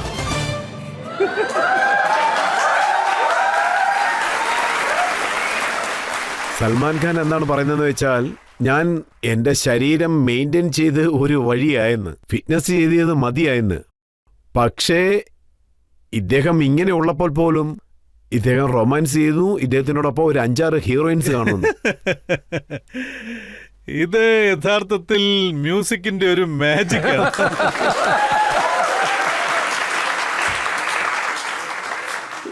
നിറയെ സിംഗേഴ്സ് ഉണ്ട്, പക്ഷേ മാജിക് താങ്കളുടെ പക്കൽ മാത്രം. ഞാൻ എന്തു പറയാനാ, പാട്ടങ്ങനെയാണ്. പാട്ടുകൾ കേൾക്കുമ്പോൾ റൊമാൻസ് വരാതിരിക്കൂ. ആൻഡ് ഞാൻ നേരത്തെ പറഞ്ഞതുപോലെ, അതായത് താങ്കളും കൃത്യമായി പറഞ്ഞു, ഞാൻ ധാരാളം പാട്ടുകൾ ചെയ്യാറില്ല, വളരെ കുറച്ചേ ചെയ്യാറുള്ളൂ. അതായത് വളരെ കുറച്ചാണെങ്കിലും അത് ഞാൻ വളരെ പാഷനോടുകൂടി ശ്രദ്ധിച്ച് ടൈമെടുത്ത് ആത്മാർത്ഥതയോടെ ചെയ്യും. ജനങ്ങളുടെ മുന്നിൽ വെച്ച് ഞാനൊരു സത്യം പറയുകയാണ്. താങ്കളെ പാകിസ്ഥാനിലൊരു ഡയറക്ടർ അദ്ദേഹത്തിന്റെ സിനിമയിൽ പാട്ട് പാടാൻ വേണ്ടി വിളിച്ചിരുന്നു. അതെ. അതിനുശേഷം ആ പടത്തിൽ താങ്കൾ ഹീറോ ആയി. അതിലൊരു ഹീറോയിനും ഉണ്ടായിരുന്നു. അതിനുശേഷം കുറച്ച് നാളുകൾക്കുള്ളിൽ തന്നെ ആ ഹീറോയിനെ താങ്കൾ റൊമാൻസ് ചെയ്യാനും തുടങ്ങി. അതിനുശേഷം വളരെ ചെറുപ്പത്തിലെ വിവാഹവും കഴിച്ചു. എന്ത് ചെയ്യാനാ, ചെയ്തല്ലേ പറ്റൂ.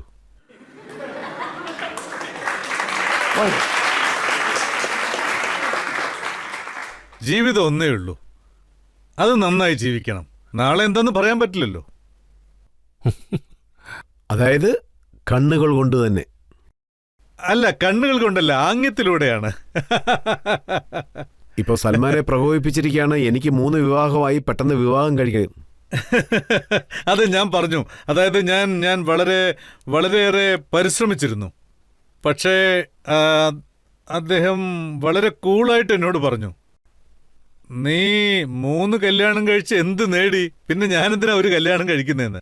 അതായത് ജീവിതത്തിന്റെ കാര്യത്തിൽ ഞാൻ ശരിക്കും പറഞ്ഞാൽ I M A very traditional kind of A person.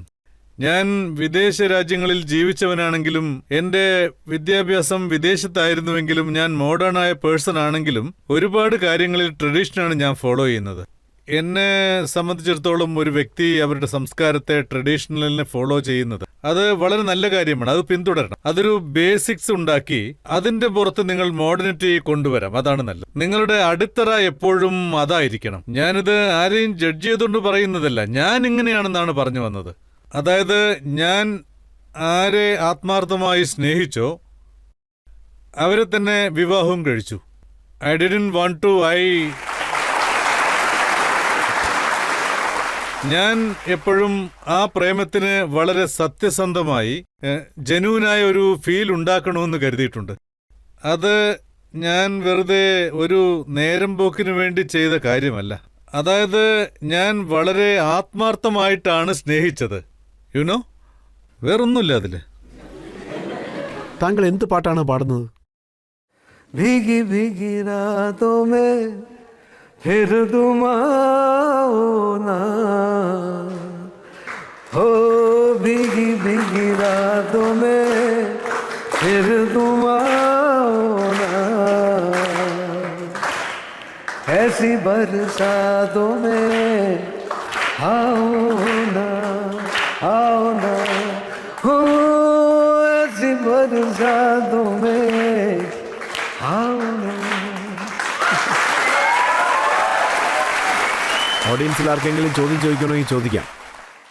Bajrangi ഭായിജാൻ പടത്തിൽ പാകിസ്ഥാനെ എങ്ങനെ കാണിച്ചിരുന്നോ അതുപോലെ തന്നെയാണോ പാകിസ്ഥാൻ, അതോ സിനിമയിൽ വെറുതെ കാണിച്ചതാണോ? നിങ്ങൾ എപ്പോഴെങ്കിലും അങ്ങോട്ട് പോയാൽ അവിടെ ആംബിയൻസ് അങ്ങനെ തന്നെ ആയിരിക്കും. भर दो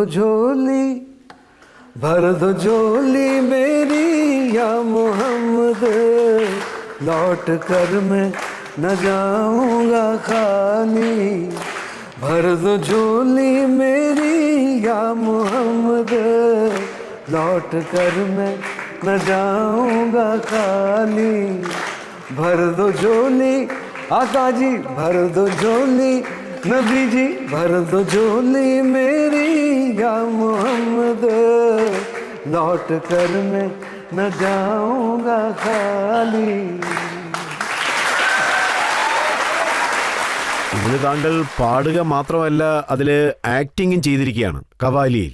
അതെ, അത് ശരിക്കും വളരെ രസകരമായിരുന്നു എന്ന് പറയാം. എനിക്ക് പെട്ടെന്നൊരു ഫോൺ കോൾ വന്നു. സൽമാൻ ഖാനാ വിളിച്ചത്. ബ്രോ എന്താ ചെയ്യുന്നേ, എന്താ പരിപാടി, എൻ്റെ കയ്യിൽ ഒരു അമേസിംഗ് ആയിട്ടുള്ള സോങ് ഉണ്ട്, ആൻഡ് ഇറ്റ്സ് എ കവാലി. ഞാനത് കേട്ട് അതിശയിച്ചു പോയി. കവാലി. ഞാൻ പറഞ്ഞു ഞാൻ ഇതിനു മുമ്പ് കവാലി പാടിയിട്ടേ ഇല്ല എന്ന്. അതുകൊണ്ടാണ് നിങ്ങൾ പാടണമെന്ന് പറഞ്ഞെന്ന് പറഞ്ഞു. ഞാൻ കമ്പോസ് ചെയ്തിട്ടുണ്ട്, പക്ഷെ ഇതുവരെ പാടിയില്ല എന്ന് അദ്ദേഹത്തോട് പറഞ്ഞു. അദ്ദേഹം പറഞ്ഞു എനിക്കിത് വേണം, അതായത് കവാലി, അതായത് റെഗുലറായിട്ടുള്ള കവാലി പോലെ ഒരിക്കലും ഇതാവരുത്, അതുകൊണ്ടിത് ഡിഫറൻ്റ് ആയിട്ട് ചെയ്യണമെന്ന് പറഞ്ഞു. അതിന് ഞാൻ അദ്ദേഹത്തോട് പറഞ്ഞു ഞാനിത് എൻ്റെ സ്റ്റൈലിലേ പാടൂന്ന്. നിങ്ങൾ എനിക്ക് അങ്ങനെ ഒരു ഫ്രീഡം തരികയാണെങ്കിൽ എൻ്റെ സ്റ്റൈലിൽ എനിക്ക് പാടാൻ കഴിയും. എനിക്കൊരു ടിപ്പിക്കൽ കവാലി ഒരിക്കലും പാടാൻ കഴിയില്ല. എനിക്ക് ആ സ്റ്റൈലിൽ പാടാൻ കഴിയില്ല, കാരണം എനിക്ക് എൻ്റെ സ്റ്റൈലിൽ മാത്രമേ പാടാൻ കഴിയൂ. അദ്ദേഹം പറഞ്ഞു ഹാപ്പിയായി നിങ്ങൾ നിങ്ങളുടെ സ്റ്റൈലിൽ തന്നെ പാടിക്കുമെന്ന്. ഞാനതിന് സമ്മതിച്ചു, ഞാൻ അങ്ങനെ തന്നെ പാടാന്ന്. പിന്നെ കുറച്ചാൾ കഴിഞ്ഞ് പറഞ്ഞു അതിൽ നിങ്ങൾ തന്നെ ആക്ട് ചെയ്താൽ നന്നായിരിക്കുമെന്ന്. നിങ്ങൾ എന്തായി പറയുന്നതെന്ന് ഞാൻ ചോദിച്ചു. എന്നെ കണ്ടിട്ട് കവാലിയെ പോലെയുണ്ടോ? അദ്ദേഹം പറഞ്ഞു the thinkers you know I want നിങ്ങൾ അതിൽ പെർഫോം ചെയ്യണം, എപ്പോഴും ചെയ്യുന്ന പോലെ തന്നെ ചെയ്യണം, അതിൽ നിങ്ങളുടെ പാഷൻ ഉണ്ടായിരിക്കണം, അതായത് നിങ്ങളത് ചെയ്താൽ നന്നാവെന്ന് പറഞ്ഞു. സോ സൽമാനെ കുറിച്ച് പറയുകയാണെങ്കിൽ അദ്ദേഹം വളരെ സ്നേഹമുള്ള ഒരു വ്യക്തിയാണ്, വളരെ സ്നേഹമുള്ള ഒരു വ്യക്തി. അദ്ദേഹത്തോട് നോ എന്ന് പറയുന്നത് ബുദ്ധിമുട്ടാണ്. അങ്ങനെ ഞാനത് ചെയ്തു. ഇപ്പോൾ നമുക്കൊരു ബ്രേക്ക് എടുക്കാം. ബ്രേക്കിന് ശേഷം തിരിച്ചു വന്ന് ആപ്കി അദാലത്തിൽ ഇന്നത്തെ ജഡ്ജിയായ മേജർ ജനറൽ റിട്ടയർഡ് സഞ്ജയ് മേസ്റ്റന്റെ ജഡ്ജ്മെന്റ് എന്താണെന്ന് നമുക്ക് നോക്കാം.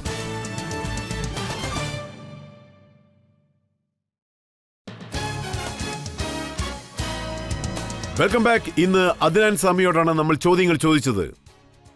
അദ്ദേഹത്തോട് നമ്മൾ പല ചോദ്യങ്ങൾ ചോദിച്ചു. അദ്ദേഹത്തിന് ഇഷ്ടപ്പെട്ട കാര്യങ്ങളെക്കുറിച്ച്, അദ്ദേഹത്തിന്റെ വെയിറ്റ് ലോസിനെ കുറിച്ച്, അദ്ദേഹം ഇന്ത്യയിലേക്ക് വന്നതിനെക്കുറിച്ചും അദ്ദേഹത്തിന്റെ ഇന്ത്യൻ സിറ്റിസൺഷിപ്പിനെ കുറിച്ചും ചോദിച്ചു. അദ്നാൻ സാമി നമ്മൾ ചോദിച്ച ചോദ്യത്തിനെല്ലാം ഒരു മടിയും കൂടാതെ വ്യക്തമായി ഉത്തരം നൽകുകയും ചെയ്തു. ആപ്കി അദാലത്തിൽ ഇന്നത്തെ ജഡ്ജിയായ മേജർ ജനറൽ റിട്ടയർഡ് സഞ്ജയ് മിസ്റ്റന്റെ ജഡ്ജ്മെന്റ് നോക്കാം. ആപ്കി അദാലത്തിൽ ഇന്നത്തെ വിധി പ്രസ്താവിക്കുകയാണ്. രജത് സാർ അദ്ദേഹത്തെ വളരെ കഠിനമായി വിസ്തരിച്ചു, വളരെ നന്നായി വിചാരണ ചെയ്തു. അതിനെല്ലാത്തിനും അദ്നാൻ സാമി പറഞ്ഞിരിക്കുന്ന ഉത്തരങ്ങൾ വളരെ സത്യസന്ധമായതാണ്. വളരെ സത്യസന്ധമായ മറുപടിയാണ് അദ്ദേഹം നൽകിയത്. നിങ്ങൾ കൊടുത്ത മറുപടിയിൽ ഇരു രാജ്യങ്ങളെക്കുറിച്ചും വളരെ ക്ലിയറായിട്ടാണ് പറഞ്ഞത്. ഒന്ന്, ആർട്ടിഫിഷ്യൽ സ്റ്റേറ്റ് പാകിസ്ഥാൻ. ഇന്ത്യ ചരിത്രപരമായും സാംസ്കാരികപരമായും മുന്നിട്ടു നിൽക്കുന്നു. താങ്കളെ ഇന്ത്യയിലെ ജനങ്ങളിങ്ങോട്ട് ക്ഷണിച്ചു വരുത്തി. അതിനുശേഷം നിങ്ങളെ അവർ വളരെ മോശമായി ട്രീറ്റ് ചെയ്തു. പാകിസ്ഥാൻ മിലിറ്ററി കാരണം നിങ്ങൾക്ക് നിങ്ങളുടെ അമ്മയുടെ അന്ത്യകർമ്മങ്ങളിൽ പങ്കെടുക്കാൻ കഴിഞ്ഞില്ല. ഇത് ഇരു രാജ്യങ്ങളും തമ്മിലുള്ള വ്യത്യാസത്തെയാണ് കാണിക്കുന്നത്. ഞങ്ങളുടെ ജനങ്ങളാണ് നിങ്ങളെ ഇങ്ങോട്ട് വിളിച്ചു വരുത്തിയത്. നിങ്ങൾ ഒരു കാര്യം കൂടി പറഞ്ഞു, പാകിസ്ഥാനിലെ ജനങ്ങൾ ഇന്ത്യയിലെ ജനങ്ങളെപ്പോലെ തന്നെയാണ്. അങ്ങനെയൊരു നല്ല കാര്യവും നിങ്ങൾ പറഞ്ഞു. ഇന്ന് നിങ്ങൾ വളരെ വ്യക്തമായി പാകിസ്ഥാൻ ആർമിയെ, അവരുടെ ലീഡർഷിപ്പിനെ, അവരുടെ ISIയെ എക്സ്പോസ് ചെയ്തിരിക്കുന്നു. നിങ്ങളുടെ അച്ഛൻ പാകിസ്ഥാൻ എയർഫോഴ്സിലുണ്ടായിരുന്നയാളാണ്.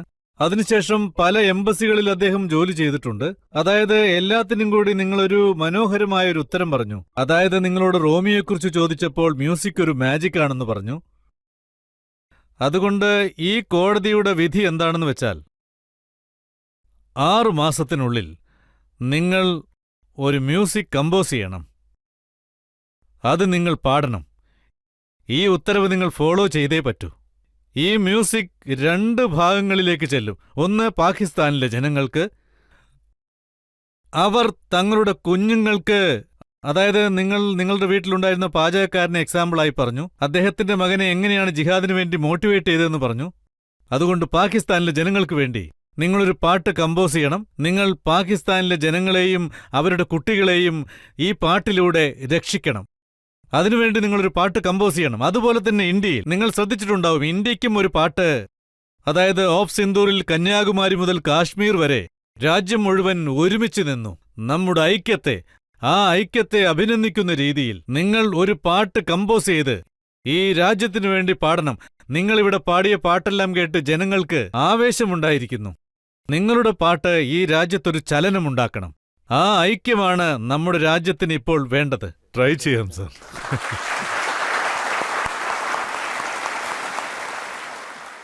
എനിക്ക് ഇത് അഭിമാനിക്കാവുന്ന നിമിഷമാണ്. അത് തീർച്ചയായും ചെയ്യും. ഞാൻ വാക്ക് തരികയാണ്. അദ്നാൻ സാമി ഇതുപോലെ തന്നെ തന്റെ ശബ്ദം കൊണ്ടും തന്റെ സംഗീതം കൊണ്ടും ജനങ്ങളെ സന്തോഷിപ്പിക്കുമെന്നുള്ള വിശ്വാസത്തോടുകൂടി സംഗീതത്തെ ഉയരത്തിൽ കൊണ്ടെത്തിക്കും.